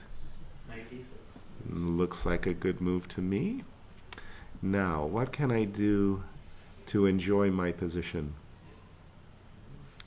Queen b8 doesn't really get you, does it? Is rook b8 good for white? Rook b8 might be very good. The idea, I believe, is that if you take, oops, and the body count is in white's favor. It looks like this could be very good, right? But also just the strategic way of playing. Basically, as soon as the knight on c6 retreats, rook h, well, go back, retreat. I wanted to play e4 so the knight can't go to d4. So I'm keeping busybody out, and I was setting up for queen a5, but maybe just this sacrifice is actually just simply good, right? This just, first I nabbed 2 pawns, and maybe Queen d3 is still interesting. because Queen into c4 and f1. yeah, and queen into f1, yeah. Should be better for white, but I don't know. Wait, why don't I just take the pawn? I was thinking that you didn't want to play this ending. Maybe this is another ending where I'm overestimating the power of the bishop. You know, it was like in the old days, our Bible was Reuben finds chess endings. And the whole thing, when you get through the whole of the chapters, it was like in the contest between knight versus bishop, the bishop was much better when there was pawns on both sides of the board, right? That was like the one thing he drilled into my head. And so whenever I get these kinds of endings, you know, like I just kind of tune out and say, oh, this is too favorable for white because there's pawns on both sides of the board, and black can't do this because the bishop is too strong. But then I forget that there are also fortresses. You think, I mean, my old school says white's much better here. What's the young school say today? I think white is better, but I just don't think that white would be able to win this. You know? White would not be. Yeah. Okay. Knight G6. King D6. King David 6? Yeah. Knight E5. Wow. So, did you work this one out? I'm thinking of C4 first. King D5. King D5 is annoying. So, okay. How do I get my pawn to G4? Well, maybe I have to go here. Okay. A5. Let's say A5. Now knight D3. Knight D3. I took us. Go, baby, go. Okay, knight D3 should be a draw here. Knight E5. C3. And can't I brilliantly Zugzwang you somehow? I don't think so. Well, first of all, this is the good corner, right? Yep. So how is this?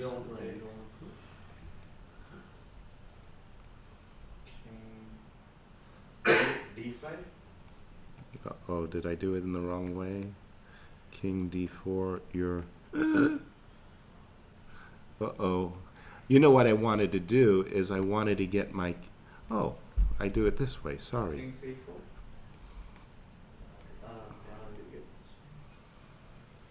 So, I mean, it takes you a while, I hope. But still I go. What if I go King D4, King A3? You go Bishop D3.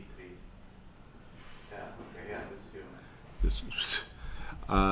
But yeah, these are, it's very interesting that I didn't think that the book by Reuben Fine, I think it had a lot of analytical errors.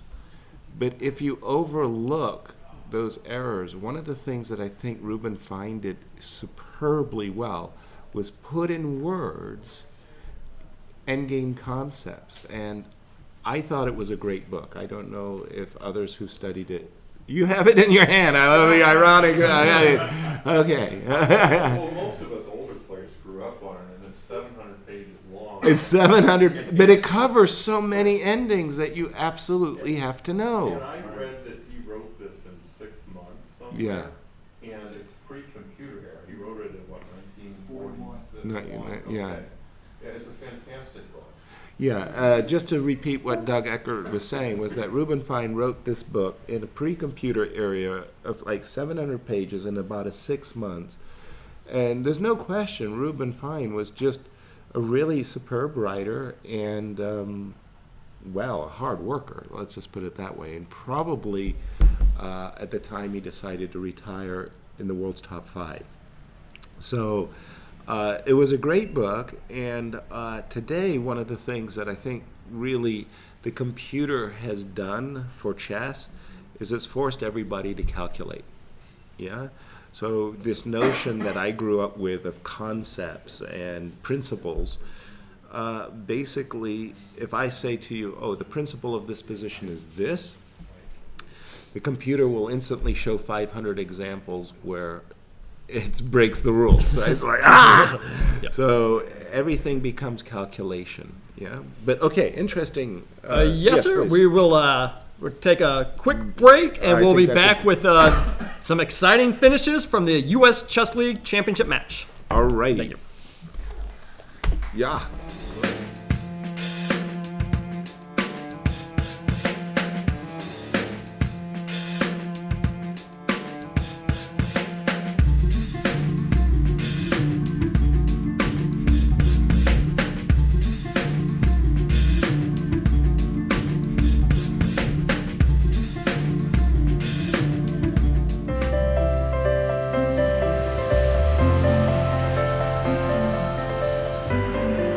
You could fly to Venice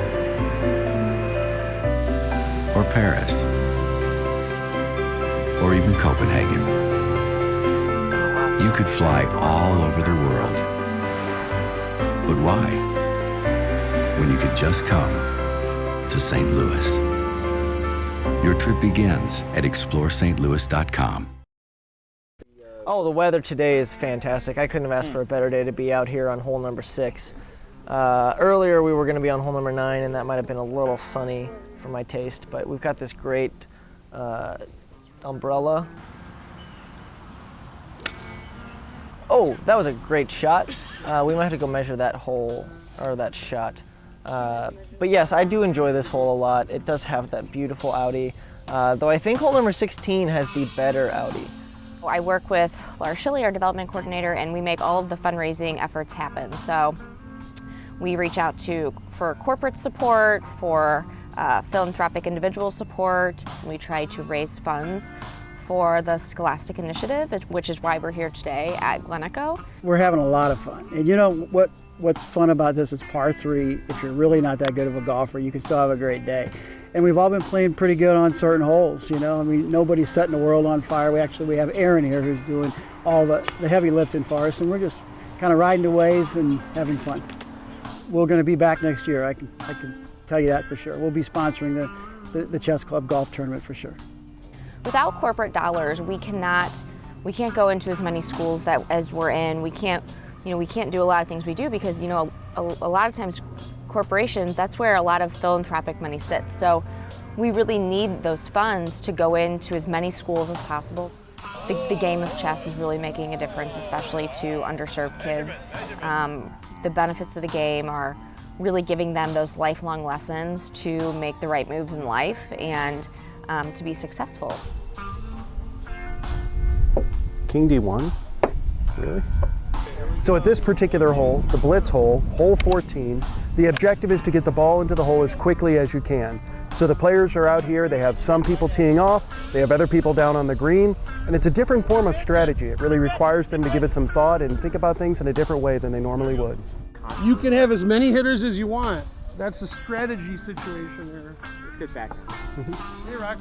It's absolutely true that this hole is not a traditional golf hole, much in the way that chess isn't your traditional game. Being able to reach outside of our normal boundaries of the traditional chess player, of the people who are already interested in what's happening at the club, is an opportunity to reach new audiences.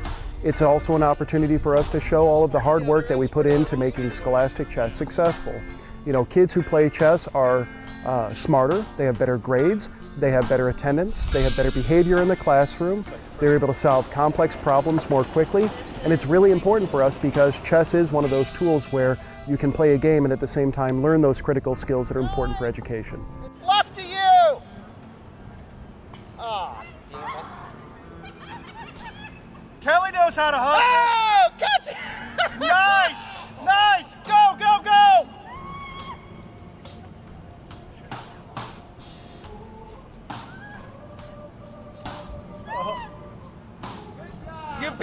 You beat your previous time.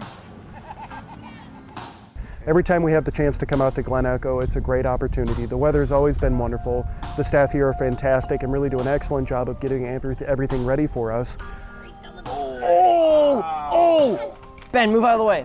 That is the shot of the day right there.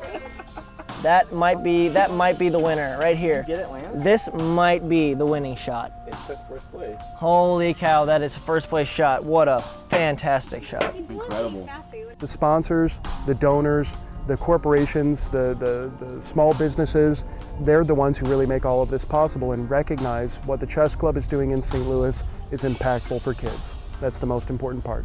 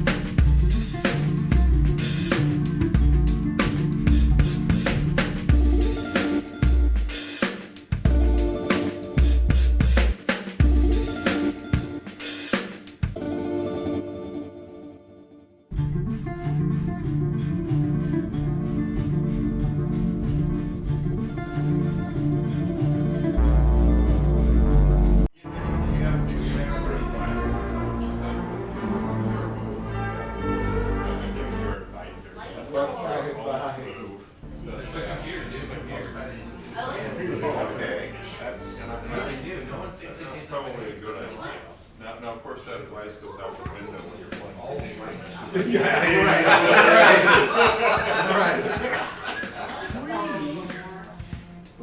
He was telling me he was like, he went down to like 10 seconds and he didn't like.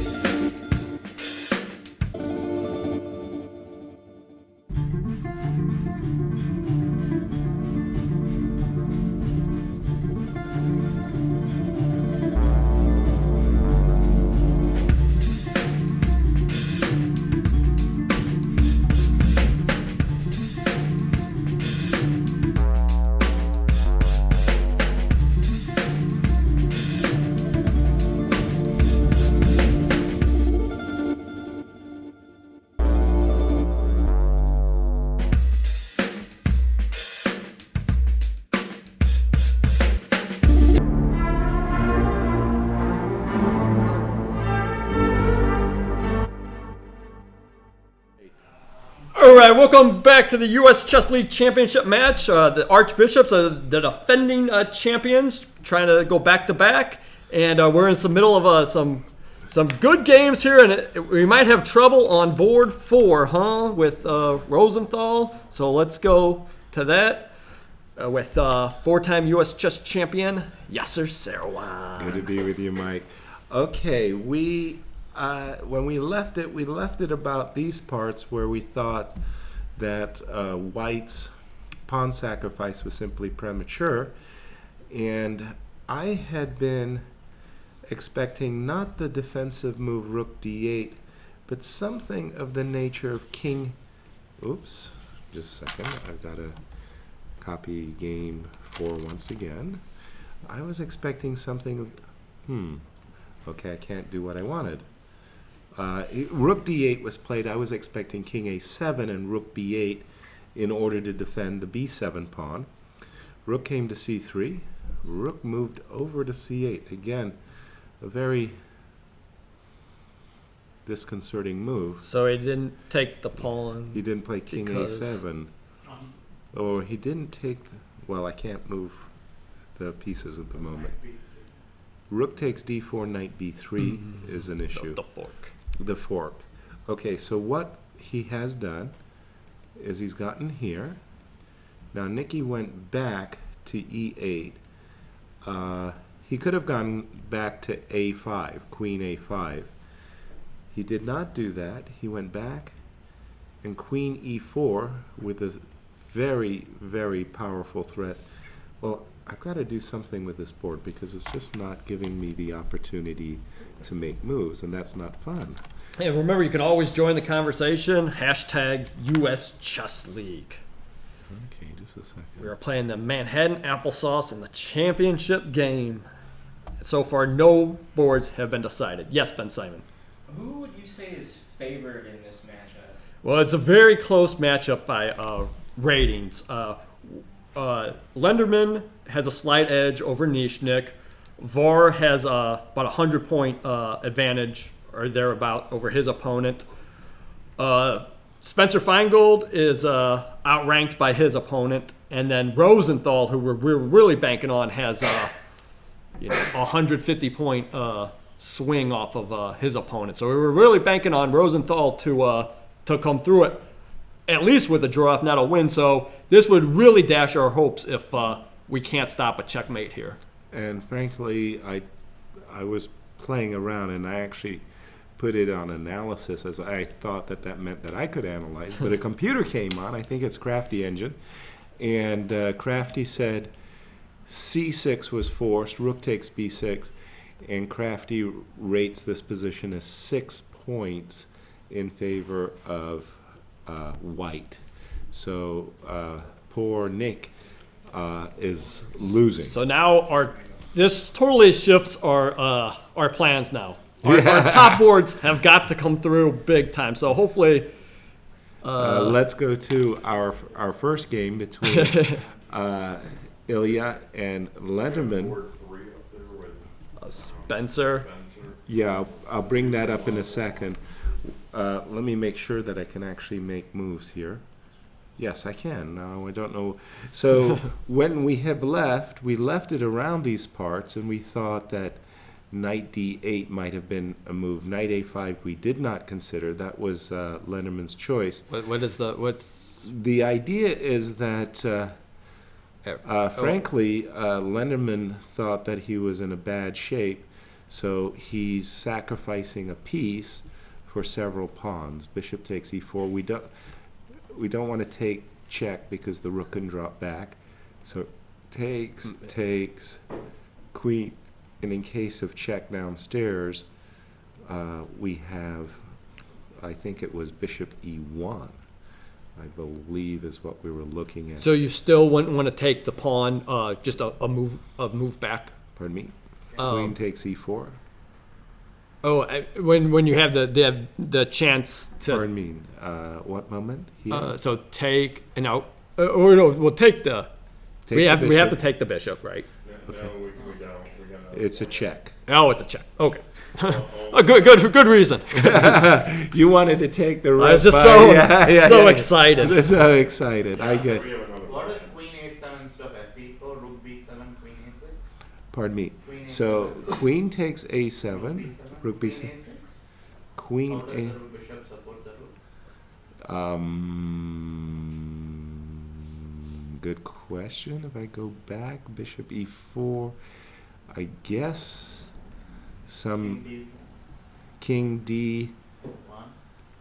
Are you happy? Maybe we'll. There are issues. Queen C7. But are you trying to make a draw now? No, you're not trying to make a draw. You're still. Whoa. Queen C7. Where do I go with my king? Queen C8. Queen C8, and there's Queen G8 against King D5. Ooh. Oh dear. Oh dear, oh dear. Queen takes C4, King D1. Can I go Queen check? King E1. And King F1. King F1. And King G1. you just rock and roll all the way across. Does it make any difference in this position that if I... Now we are D6 is even weak, so like we're Rook A6. Well, there's no. the difference was that in the previous position my queen was on C4, so that you had this killer check. What if I go Queen A8 check here? Go for King D5, Queen A8. Queen A8 check. Well, let's. I mean, I have Queen E4, which should be a simple Ooh, event, right? what? Or no? Those are a lot of connected. Okay, So Queen A4, simple. Yeah, Queen A4. Queen A7 now.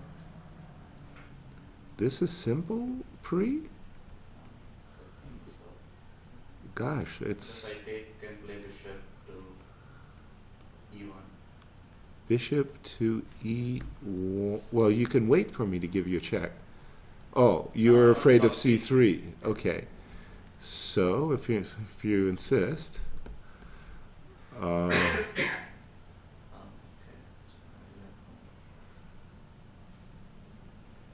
This is some kind of checkers game. I don't know exactly how we got to this, but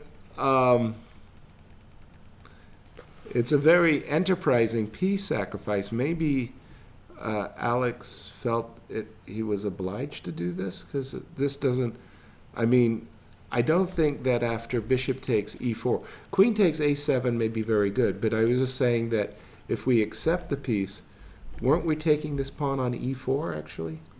And then we were taking this pawn on g2, something like this. And I think that this should be good for white. At the moment, we can't play bishop h4 because of queen check. Queen e1? Ah, we got queen e1. Very good. Thank you. Well, even for that matter, I have bishop e1. So, yeah, this is just two pawns. This is certainly much better for white. So, for sure. So what is the knight actual a5. live position here? Did he take the knight? The live position is knight a5. So he's still thinking about it. He's thinking about it. But he's going to take it. Because what's the alternative?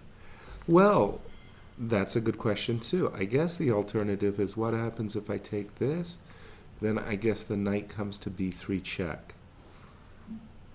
I mean, the knight's pretty irritating on that square, actually. No, I don't think there is an alternative.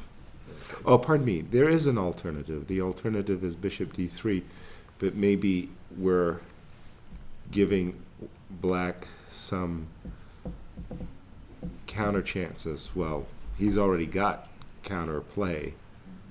And this is not what white white's lost control. Right. Basically, if we go back to the position on knight on a5, if we put the bishop on c3, we control the knight, so knight a5 is never available. So we need Illya to win this game. Yes. Let's see if Var can pull something out. Copy game 3 for a second, because I think Spence is in trouble on game 3. So when we have left the position, we left it, boy, where did we leave it? We left it around these parts. I don't think that he's taken the knight yet. But, well, this has all happened. Yeah. Okay, so the queen went to e6, h3, h3, queen e5, and suddenly white has issues. I'm seeing this position really for the first time. I would like to break up this team. I'd like to break it up with c3, but maybe he was afraid of queen e3. I'm not 100% sure. At the moment, there's no back rank checkmate. Right. Yeah? Right. Okay. So, but that did not happen. h3, and this move queen e5 is very irritating because now the knight doesn't have a square. You're not happy walking into this horrendous thing. Because, yeah, it's stuck there forever. Yeah, the bad things can happen. So Spencer decided that his best chance was to jettison a second pawn. He's got his knight on h5, and he's hoping that he'll be able to get some counterplay here. Let me just make sure I'm up to date with the latest position I am. What is the time? The time on the clock is just a second. Let me just see. It doesn't say. Yeah, we like knight f1 instead of f4. That was what we were looking at. Right. Sorry, you liked Doug Eckert. Liked it, but we thought knight f1 was a better idea. Yeah, but Priyadarshan was clearing the cobwebs. He thought after queen e2, here takes, bishop here. And then knight rook c1 and knight b3 was on. Rook c1 and knight b3. Bishop b5, rook takes c5. This looks like better kicking chances for white. Yeah. Sorry, I just... So... Well, all of the entry squares along the B file are closed off. I mean, it would be nice to be able to play queen d2 to h6. Here's the line, queen c4 check. The queen's on e3. And then I play knight takes f6. Ah, that's a nasty. So queen c4 check, knight takes f6, king f7, knight takes, and I've won an exchange. So that's very sweet. Yeah, probably it's getting worse and worse. So queen c4 check, king f8.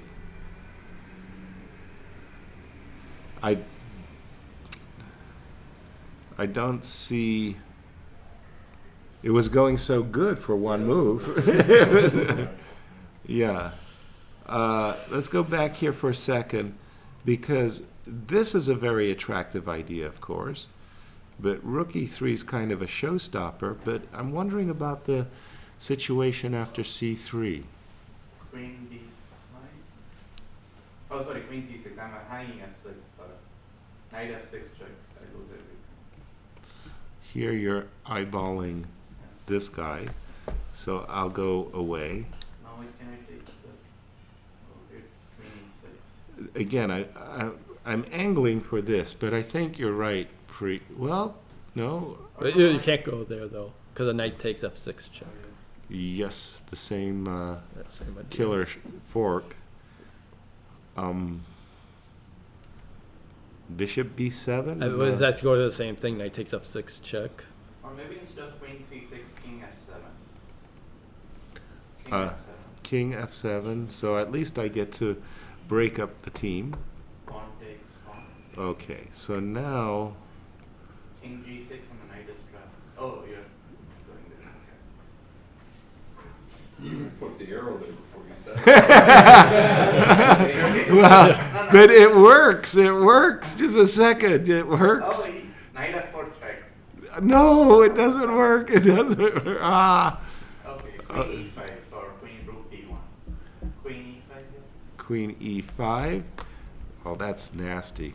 That's just cold. Yeah, that's, yeah.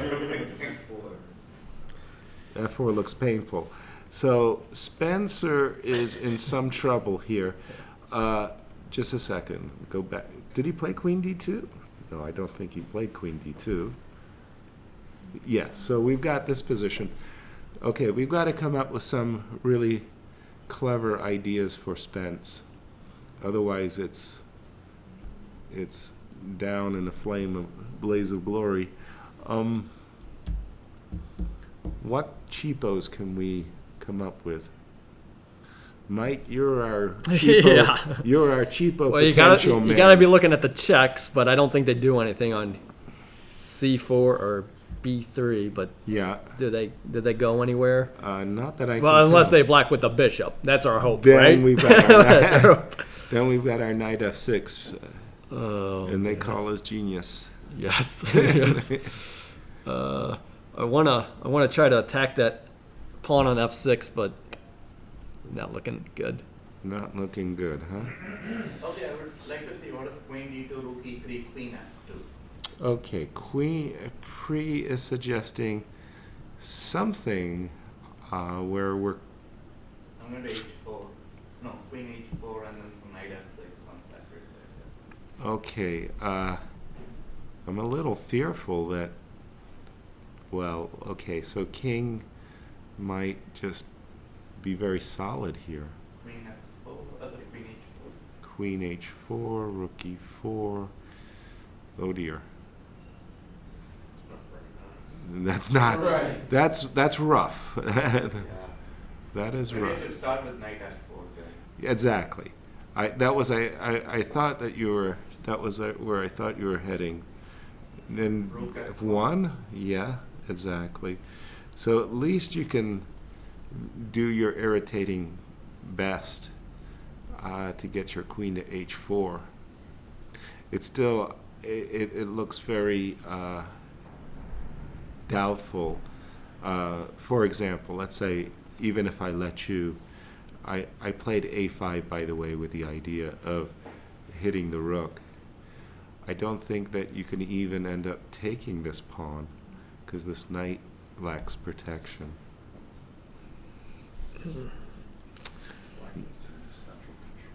Yeah, that rook on E4 is just a pig. Well, that's why I You know. knight F4. We want F3, knight D2. Yeah. So we're having a hard time. Can we go see some good news? See what's this is a bummer. Let's see what's going on with VAR. Okay, VAR has kind of blown it, I think. It's not what I wanted to hear. So I think we kind of left it in this position. I thought that he was going to bring a rook to C8. The rooks were all going to get swapped off, and that was the ending that Pre was saying. Yes. Just put the knight on C6, and it was going to be drawn. So VAR played knight. We've seen some very long-winded knight maneuvers by White, and now knight B8 to C6, and basically White said, hey, listen, I'm doing okay. I got a good bishop on C5 and a good rook on the C line. I'm going to double, and you're in trouble. But yeah, oh, good. So D4, rook C4, knight back, rook back to C1, and now a weakness in Black's position has emerged. By the way, on a very good day, White is angling for F5 and F6 so that he could play this move queen to G5. So just keep that in mind. Queen b7. Looks like I'm trying to get the zen of that move. I think he just wants to put his queen on d5. So one more trap, rook into c5. And rook into c5. Thank you. I was seriously considering f5, like just wondering how black is going to deal with the direct, and cleared my cobwebs with rook takes c5. Okay, so what has white played? Queen b4. Things have definitely gone in white's direction. Something, black's position is not giving me anything but chills. Queen f3, highlighting a triple hit. Yeah. Is that what they call a triple in chess? So queen takes d4. Do you even want that G pawn? You might die with a full stomach. Right. Queen takes. I do want this a pawn, by the way. I'd love to grab that guy, but maybe I would just stop for a second and say, okay, your queen is a little bit funky. I don't know. It looks to me like Var is fighting here for a draw. Yeah, a draw or something of that nature. But queen f3 looks boxy. Queen takes, and you don't want to do anything like this. This isn't really helpful either. I just think Var played like this because he didn't want to get that draw, the one we are looking at, because the team was already like kind of losing on the two boards. Right. He was just trying to do something to make it, score the draw from the This is the Nyzhnyk. Mix it up. But it looks very bad for Nyzhnyk. So Illya, by the way, has grabbed the piece that Lenderman offered. He took on a5, bishop at e4, fe4, queen takes e4, queen c3 check, bishop drop back to g1, drop back to e1, and c4. Okay, so this looks like we're winning. So that's kind of surprising, right, that he didn't take the G pawn? Yeah, well, I guess he's hoping that his rook will be able to come across. I think it's the wrong thing to do, but okay, let's see. The move I had in mind, by the way, was queen a5. So I want to be greedy and go after black's king too. What about rook takes pawn instead? Sorry, which moment? Right now. So he played c4. You're happy with c4, Mike? So it's c4, yeah. Sorry, you so want I want to white. just take the pawn, Okay. and then protect my pawn. And then you want to meet rook b3 queen with? to d2. Okay. And then if you come over, queen f2. That looks very good, very solid way of keeping the position under control. Did I have anything here? Queen f6 doesn't look. So c3 takes queen c4. It's hard to believe. Rook a3 actually looked good. Rook takes a3 looked good because queen a6 is annoying.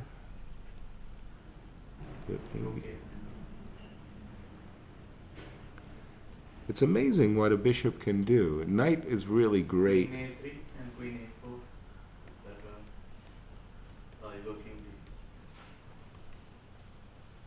I'm in the pocket. I mean, I'm surrounded by good guys. Well, we were trying. Yeah, of course. No.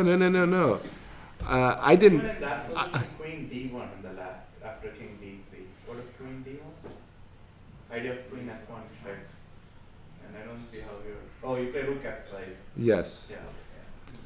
Yes.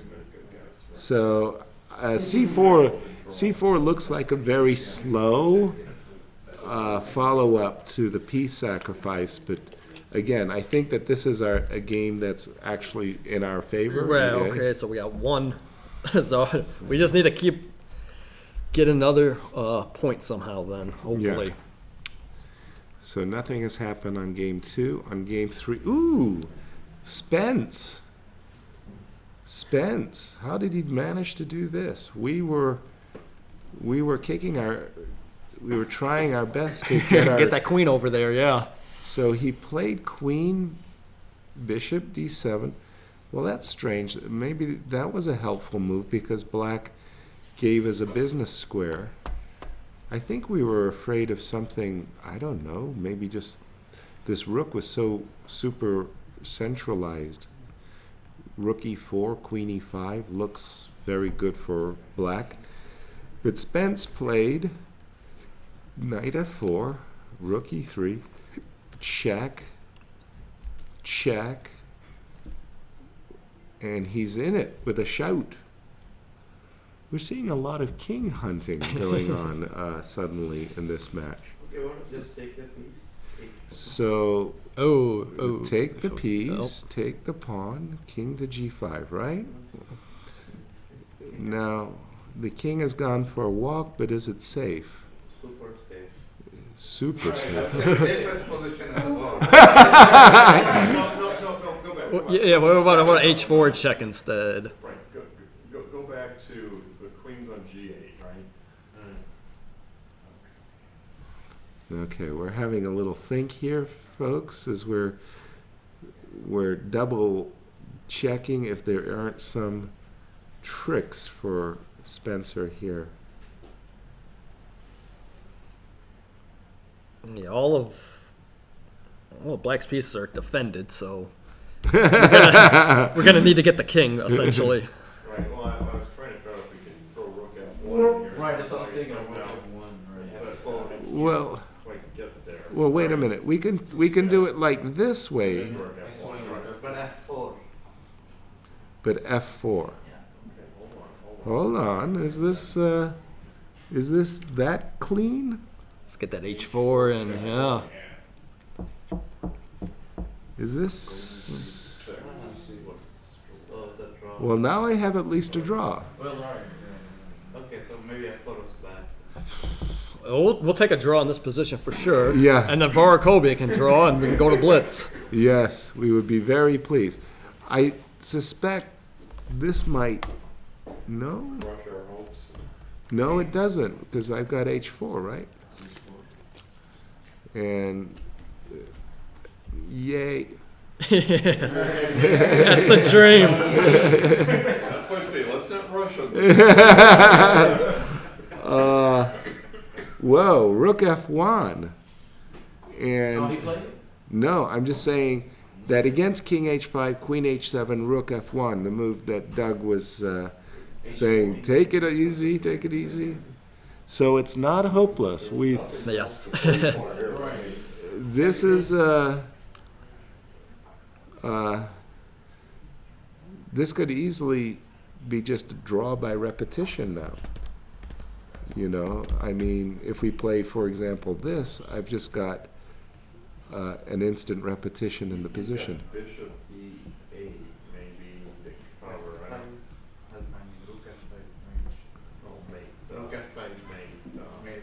I'd overlook 2 mates, but that would be a nice way to end the game. Yeah. Okay, so let's go back to the position at hand. Queen g8 has just been played. And what is the clock situation? The clock situation is 0-0. They're both flagged. It seems they both flagged. At least, yeah. If you open it, I don't know. My observation, I got 0-0. But essentially, this game. So we're better on 1. Yes. We're lost on 4. Correct. We'll concede that one. So we've got to go for we need VAR to VAR, rally. VAR should be able to draw this. I like your sense of optimism. Okay, so he did play our move Queen F3, by the way, and VAR is to play. I think he's got to go for this pawn, even if it's super dangerous. So knight c6, queen e4. Now take the pawn. And how are we handling white center? Queen h5. Whoa, whoa, whoa, whoa.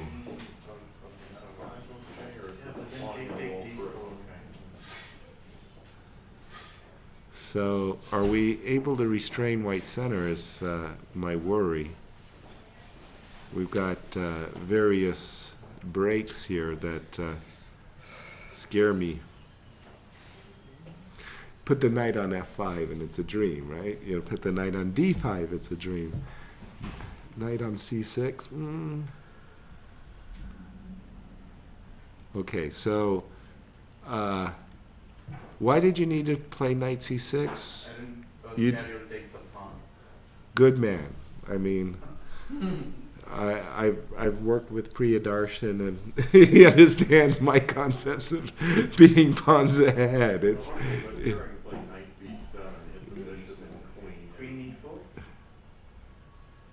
careful, because there's also a back rank mate, right? Are you really want to put a knight on b7? Thank you for clarifying. Yeah. One of the great games I saw was a game between Garry Kasparov and Alexei Shirov, where Gary sacrificed an exchange, and there was Shirov had a knight on b7, and it was the most imbecilic knight that ever existed, except for Ray's part, of course. So in Wijk aan Zee, the great tournament that occurs this time for, I think, the 78th edition in Wijk aan Zee, Holland, there's a tavern by the name of Ray's Paard, which translated to Dutch is Hans Ray's Knight. He was playing against Heike Westerinen, and he was white, and in time trouble, his knight was on b3, and he moved it to a1, and in an instant, Heike played bishop a4, which dominated the knight for the rest of the game.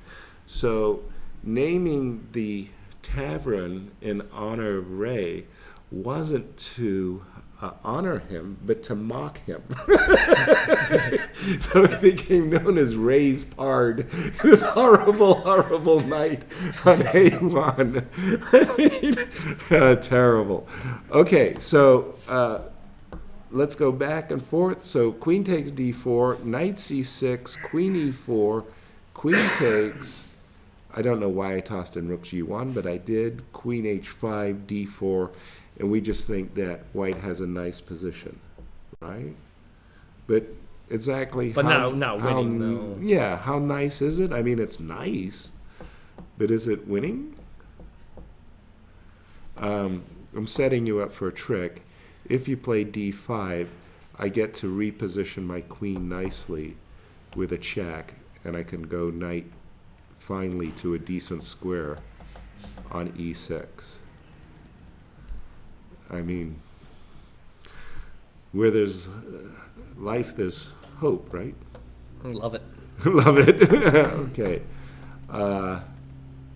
Let me just double check. So, knight c6, queen e4. I don't know. Well, we haven't resigned on game 4, but we're about to. So we're about to. And the envelope, please, right? Okay, let's go to Spence Finegold, and he did play the move. They played everything we said. Well, he has to play h4. Rook. No, he didn't play h4. Rook f1. He missed h. Yeah. No! No, hold on. There was a... First of all, it went bishop e8, check, check, rook f1, f4. Oh, he just wants to get his... Oh, there's no queen g6 check in that same line. The other is because h4. Oh, okay. Because in the previous line we had queen d6 draw, but not now. Now there's no... Wait, can he just retreat to f5 instead? Yeah. Instead of taking the pawn? Yeah. I think he has to get the check.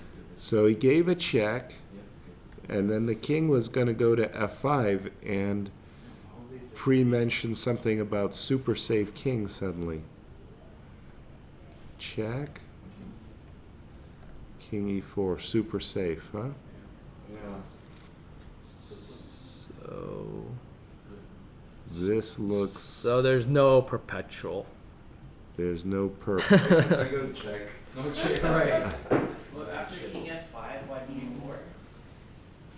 g4? Right, that's your last hope. Well, on bishop e8, did he have it? And then take the bishop. But you can't take en passant because it's in a pin. There we go. There we go. No, I know. So the king will move over and then take the bishop. Wow, cheap. Cheap. Cheap one. Mike, that's your job. You've got to find the cheapos, dude. Dude. You know, you're the team captain. You got to be calling the cheapos. Yep.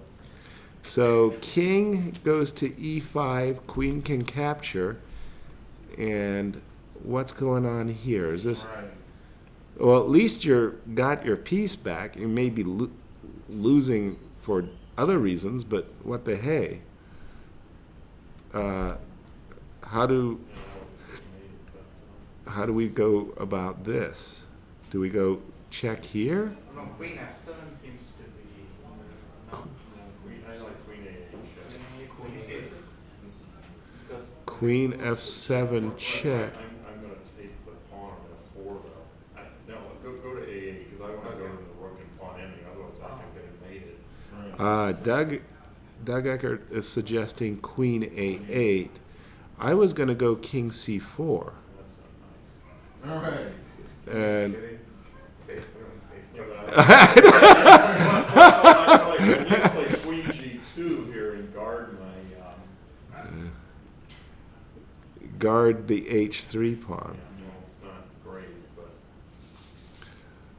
can you be greedy and take on a3? Yeah, that's definitely legal. But do you want to allow queen e2 check pre? Yeah, king b4.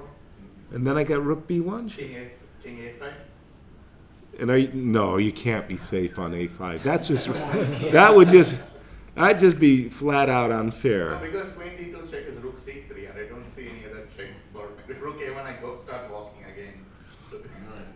Pre, I think you're a child of the computer because the computer never sees mate and it just doesn't care. It just goes. The variations you've just told just shows you're not afraid.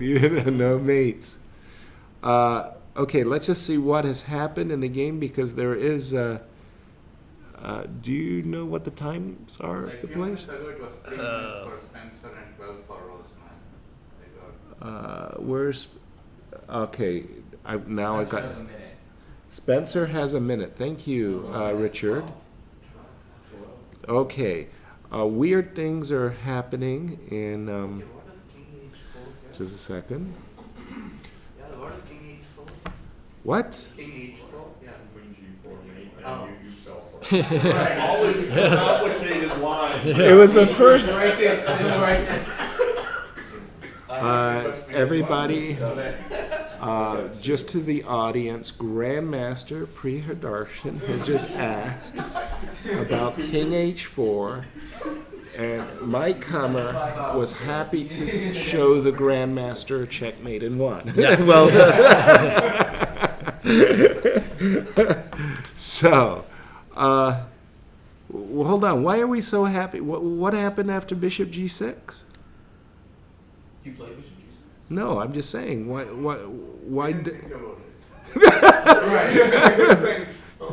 Well, I mean, we saw a cheapo where the king went here, and then Dan said G4 and your king has to run.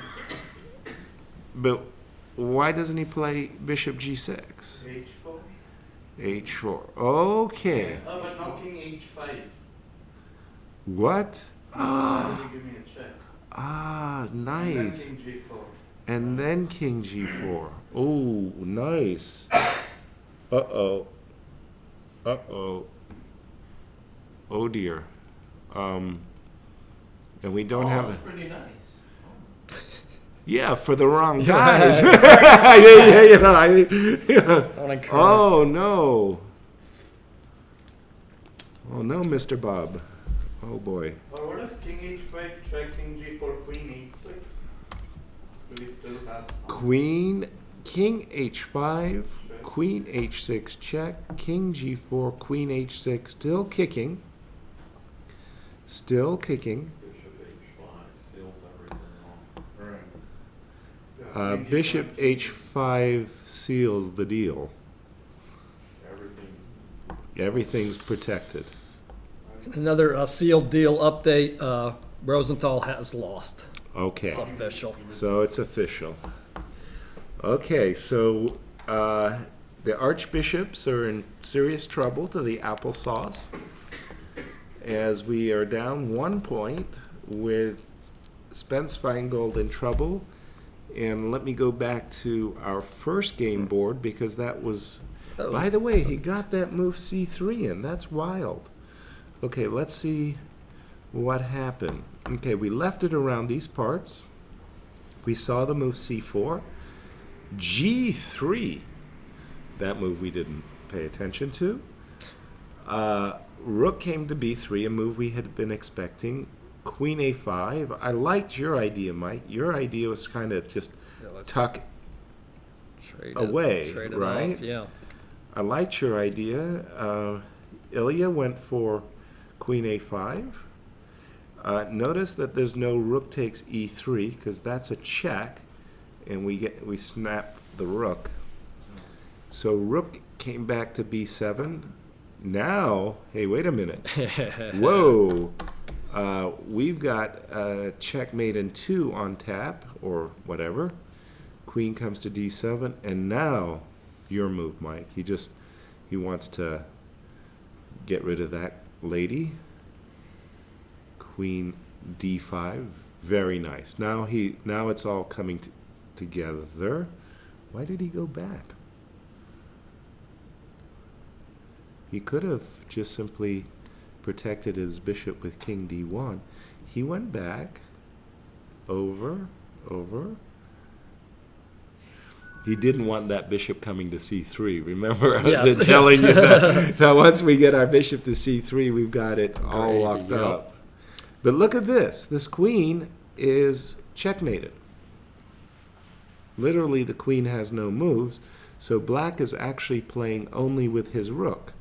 So this is just probably bring the king up, right, to defend that, and then we'll be. King c2 looks very good. There was also the move c4 to be considered, but I like king c2. And then we'll just bring the rook back. And how are we going to bring the rook back? Rook b8, rook b1. Aha. But okay, even the I just played rook h7. I like rook h7 with the idea that after rook h7 we can try to force the. I think this is lost. 1, 2, 3, 4, 5 pawns to 5 pawns. It's just an extra piece. Right. Yeah. Correct. So this is gone. This is over. Well, let's write on that one that Nyzhnyk wins. Whoa! Akobian has gotten right back into the game. Let's. Magic. This is weird. Okay, let's go on. So queen takes d4. We left it at these parts. Knight c6. Yeah. Queen e3. We were, I think, our main move. Did he take g4? Just a second. Okay, so, sorry. Okay, queen takes d4, knight c6. I was expecting, gosh darn it. Okay. So he didn't go Queen E4 as expected. He went Queen E3, takes, Rook G1, Queen H4, F5. Whoa. He took it. Rook C4. Queen dropped back to D8. Queen G5. So now he's got ideas of Rook H4. Queen takes, King. So now we gotta stop the checkmate. Is it a forced mate after D6 Rook H4? It looks terrible. I gotta do something gross like this? No. This, you can just go back. Oh, but no, you can take. Oh, you can't take the rook because it's protected by the queen. Oh my goodness. So I was mentioning these, but something went bizarrely wrong here. I think VAR must have I just missed a shot. This is not so clear to my eyes as it's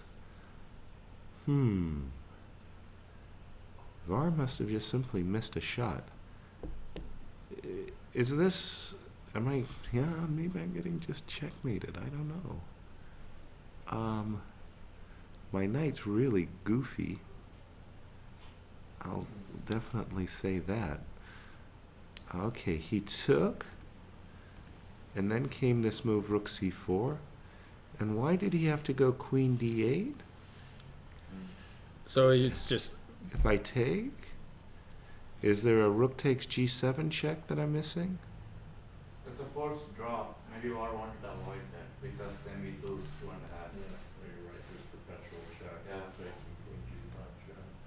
So we just wanted to avoid the draw. He wanted to avoid the draw. Yeah, well, because that'd win the match. Yeah. Well, hold on. We only lost on board 4. Yeah, but it's not Spencer. But he's assuming Spencer's going to lose on board 3. So that would give us 1.5. Excuse me. Have we made that assumption as well? Richard has something from the audience. Yes, the assistant manager of the Archbishops. Board 3, Spencer lost. Oh, okay, that's fine. Board 1, Nyzhnyk won. Okay. So an update is He has to win. we're losing the match 2-1 with, unfortunately, what appears to be a lost position on the board. The point is if we protect the mate on G7 with the move G7, G6, the rook slides across thanks to this bishop protecting the F8 square. Queen H7 is mate.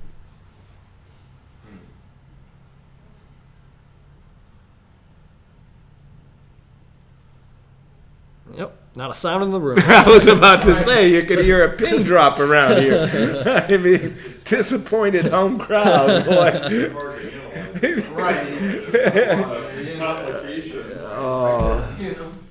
Oh my. So we do have this position.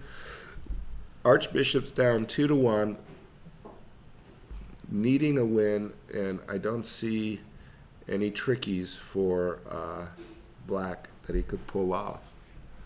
Again, the only trick, the tricks of checking on the first rank, hoping that white will agree to a trade of queens, can be met by Rook C1 and queen takes. Oh dear. Yeah, that's the only thing you can do is do that and then play knight takes E5. Agreed. Lost.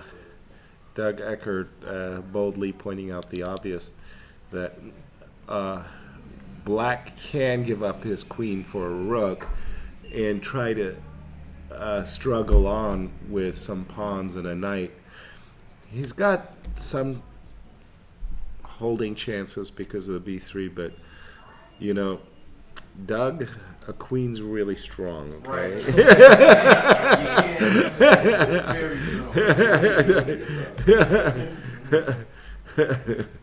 Doug, The queen's worth 9 points. The rook is worth. Okay, so Oh yeah, but we got a lot of pawns for it. 2 passed pawns. A 4 versus 1 majority, actually. Queen versus a rook and 3 pawns. That's close. Yeah, that's pretty close. Well, I mean, it was actually okay. This somehow was a weird position because I don't think that VAR understood that he's got some chances here. But this is all in the past, right? Unfortunately, yes. I'm wondering if what you guys were saying was true, that VAR avoided that variation of the rook sacrifice because he thought at the time Spencer hadn't resigned. Shall we see how he had actually lost? Copy game 3. Oops. Copy game 3. No.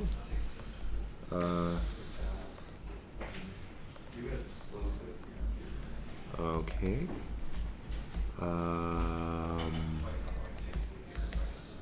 Broadcast. Actions. Windows. Events, right?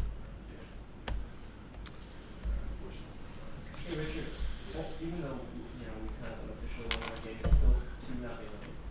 it's still 2-0. It's still 2-1. It's 2-1. So VAR Akobian must win in order for us to force the Blitz Gauntlet, which seems pretty far-fetched at this time. Alright, please pardon my scoreboard, then I had bad information. Okay, so just for... Yeah, Nyzhnyk came through with the big win on board 1 versus Lenderman. He did. Just to recap the game of Spencer Finegold, we did see the move bishop g6, h4 check, the king dropped back to h6, h5, bishop h5, and the guy danced his way across the board.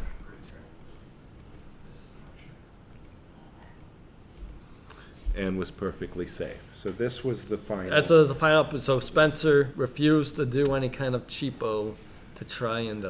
There's no more cheapos to refuse. Your CP, your cheapo potential has been exhausted, I'm afraid. And once again, all his pieces are defended, so you can't play like queen to c6 and just hope, something wild. Right. Because even if he doesn't see it. Okay, so that was. That was that one, and we'll go to the live game. Okay, just a second. The live position of Akobian. All right, we have news that the position is amazing. So maybe there's still hope. Whoa. Okay. So this is much better than anybody we dreamed of. No, it was the same variation. Queen takes c1, queen takes c1, knight takes e5. Queen g5, g6, bishop d4. Super fork. And VAR, unfortunately, has really good chances of a fortress, but he doesn't lose, but he sure as heck isn't going to be able to win. I mean, well, because again, that pawn on b3 is so strong, it's worth a great deal for black that he's got the pawn there. But I think that Izoria could pretty much clinch the match by forcing some kind of a repetition. There's always a chance of the back row checkmate. Exactly. So that's exactly. Free. So are these clock times right?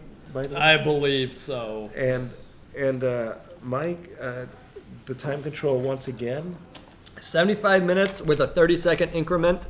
No second delay. So every time Izoria moves, she's going to get an additional 30 seconds added to his time. I see. So 2 minutes to 40 now. Oh boy. So the thing that I was thinking that Izoria could do is he could, Well, you don't. Well, rook c1, rookies. I mean, he could agree to a repetition Well, Var's only hope is like pushing that F pawn, right? And I don't think that's much of a hope.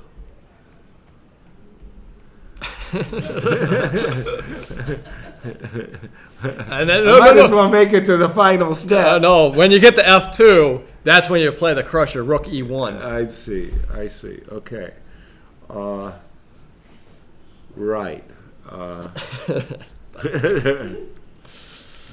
think if you're going to try it, you need to move the H pawn all the way down the board to H3 as black. Not that it should work against the GM, but Doug Eckert is recommending moving the pawn all the way to H3 first, and then taking it from there, right, Doug? No, I Yeah. somehow win the H2 pawn. Unless you guys have a better idea on how to create chances. We ain't got nothing. Yeah. We don't have anything to offer. Maybe Izoria will just get so drained of playing on and on. Yes, it did. All right. So he heard your idea of H5. Said, okay. Right. So. Can White win this anyway? He's got fortress possibility. I mean, it's bad luck if White can't win it, but it might be some horrible Zugzwang, position that requires some extraordinary, subtle play. Plus he has to bring his king out. But how does he bring his king out? If you go, for example, let's say, what can we? Okay, I got to make a move, by the way. Here. Queen D4. Okay, Queen D4 here. Queen G1. I mean, I have to bring my rook out before I can move my. Don't you think he'll go back to F6? No, I don't. I think he's going to go for it. Yeah, so just Queen F6 and draw. Yeah. White cannot win. But it's ironic that this pawn on B3 is being such a factor, yeah? Yeah, but I don't understand why he exchanged his bishop. That was a huge attacking piece on the king's side. That was a good question, too. If you had it, So after G6, you think, why not bishop E7? Yeah. for example, right? Queen E6. And this is just huge. Yeah. This can be a fortress. Rook C6. Yeah, but then rook D1. Rook D1 or Yeah, C1? yeah, this is good. Yeah. No, this bishop is awesome. Yeah. Unfortunately true. But Var got lucky.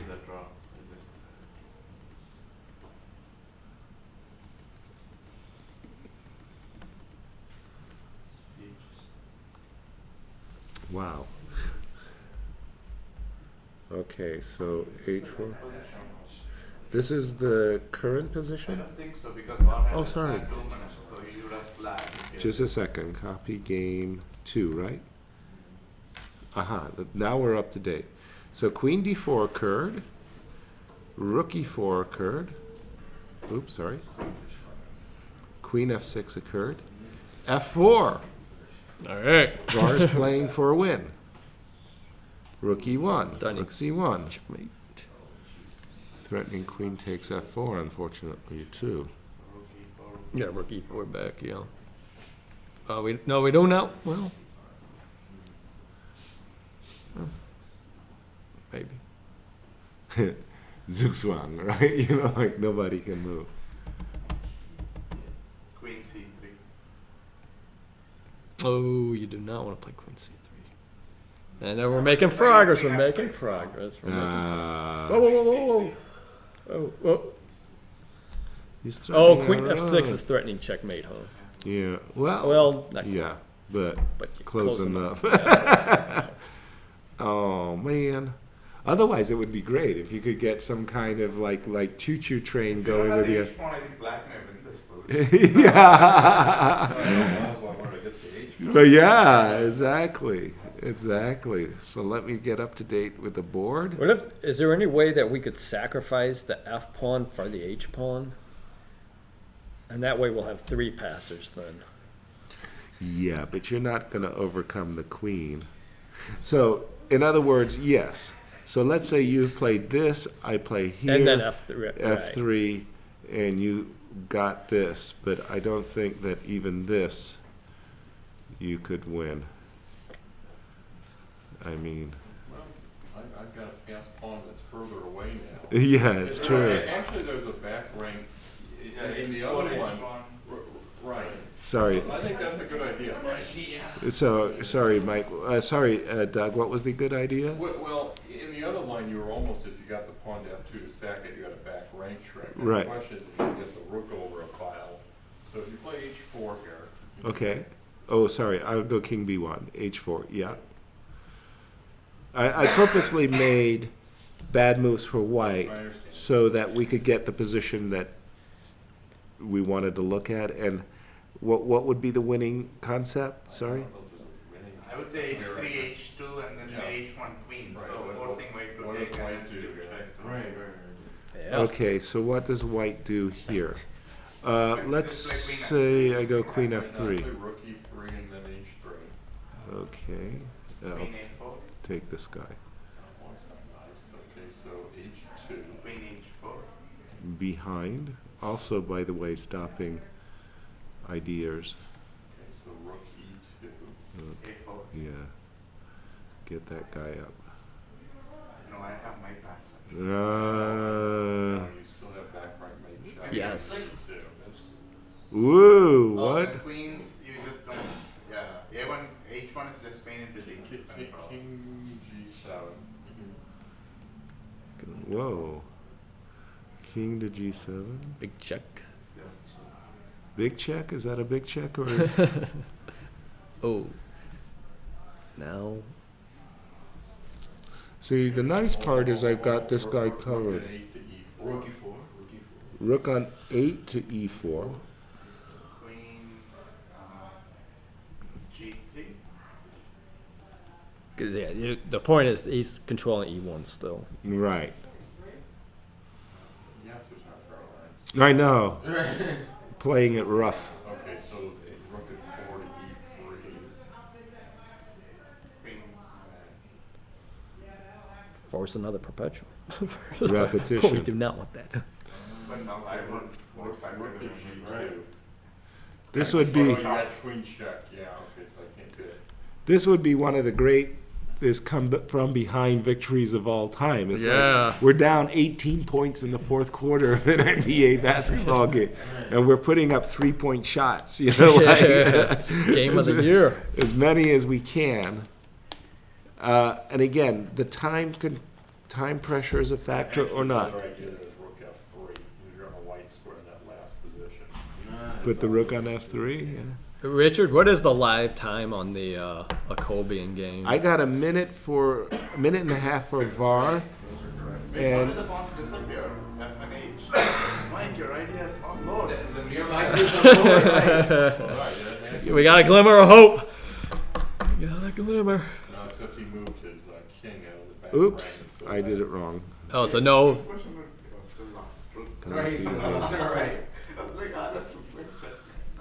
Whoops, I got it wrong. Let me close that. Yeah, well, Let me close that. Played E5 on move 5, you know, and had an advantage right in the opening. Uh-oh, did White get his king out of hock? Yeah, that's what he said. But still, rook B7.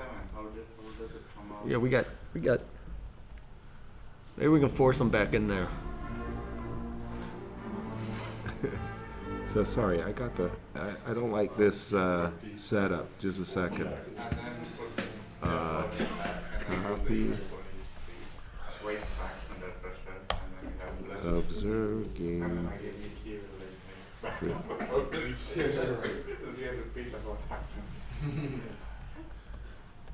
Observe. So if you're just tuning in, the Archbishops are down 2-1 in the championship match to the Manhattan Applesauce, but there's still one game going, and Akobian, with 2 rooks against a queen and a rook, is trying his darndest to win, to tie the match and force a blitz playoff. Wow, and this is what we have seen. Var did play that, sacrificed his F pawn for White's H4 pawn, and we've got this position on the board. All right, so now, big mistake. All right, so now we can force him. We can force him back in this hole, right? Rook C4 check. We force him back in this hole with Rook C4 check? Yeah. Hold on. Copy game 3. No, because we got Rook to C2 check, though, if he goes to D2. My board's not allowing me to make moves. Sorry, guys. I don't know what I did wrong. If we plays Rook C4 check and he plays Rook to D2, we have... King to D2, you meant? King D2, and then we have Rook C2 check. And then if he plays King D3, see your Rook. And a skewer. Yeah. Yes. A win-win. A win-win. So, but, hold on. Why can't I do this? This is like annoying me. So, I can bring the game into my screen and I can copy game... That's okay. As you'll see Rook to C4 check. I mean, it's the only move. Before King B1, C7. Rook C7 is setting the one. Is he gonna... Whoa! H3? I've got the crafty engine on. I can't make moves. I'm sorry. I would love to analyze. Crafty says after the move H3, White has the move Rook D8 check. And then after Rook E8, Crafty is giving White a advantage of 3 pawns. What was it when you play 57 Rook D1? Is it screaming for the check? Yeah, it says Rook C7 check, and its advantage is minuscule for White. Minuscule. Yeah, that's what we said, Rook C7 check. So Rook D8, Rook E8 check. Yeah, game over. Rook takes, Rook takes. Like if you go for the H3 pawn, but yeah, the game's over. The match. The match. The game, the match, the season. The season.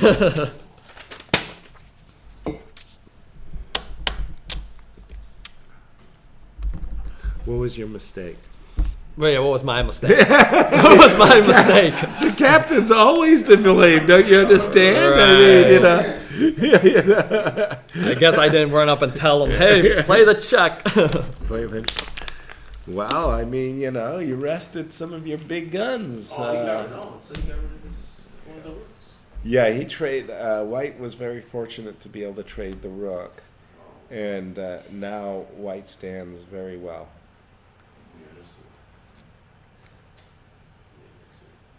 So, wow. Yeah, sorry, I hate What to a say match. it. We're the Seattle Seahawks of the USCL. You know? We win the championship, and then we make it back, and we fumble at the end. Interception. Yeah. And dang, that Rook C7 check would have been nice. That was a heck of a Super Bowl, I must say, and that. When we threw that interception, oh boy. Yep. You were right here in this room, right? Yeah. Oh. To see two devastations. I was still in pain. Rook C7 would have just drawn the game. Yes. So Right. Var is basically saying, I can't draw, I have to just keep trying something and hope. Well, it keeps the game going, and he's back into B1, and you still have the back row checkmates. You have the passed H pawn. Just curious, what a Rook C2? Rook C2. Well, let's just see. He does not want to lose on time here. But I can't. Rook C2 is played. He played it right at the time. This is a 30 seconds. Yeah. Right. 0-0. That's all. After Rook C7, you won't lose. It's a perfect 12. C8, H3. You can't go to G7 because of Queen C3 check. So it's a first draw now. Oh,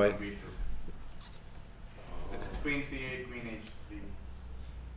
Queen C8. Queen C H3. Yep. H3. That's it. Yes. So he wants the draw. Yeah, he wants to. I mean, of course, truth be Izoria would told- love a draw. No, truth be told, probably White's winning. Oh, Queen H4. Yeah, I mean, if this would never happen, he would take the threefold repetition. Well, congratulations to the Manhattan Applesauce. You know, Yes, they're absolutely. They played well. Tip of the hat, no question about Their it. little kid came through for him. The little kid. The little kid. Unreal. The hero of the day. Little Anakin Skywalker. Little Anakin Skywalker. The force was with the applesauce. Right, yeah. Now let's Well, thank you all for having joined us. We're going to end our broadcast with a congratulations to the Manhattan Applesauce for U.S. Chess League. And we thank you for joining us, and we hope that you'll join us during the London Chess Classic, which is coming up very shortly. Thank you, and good night. Good night. Mike? Yep. Good night.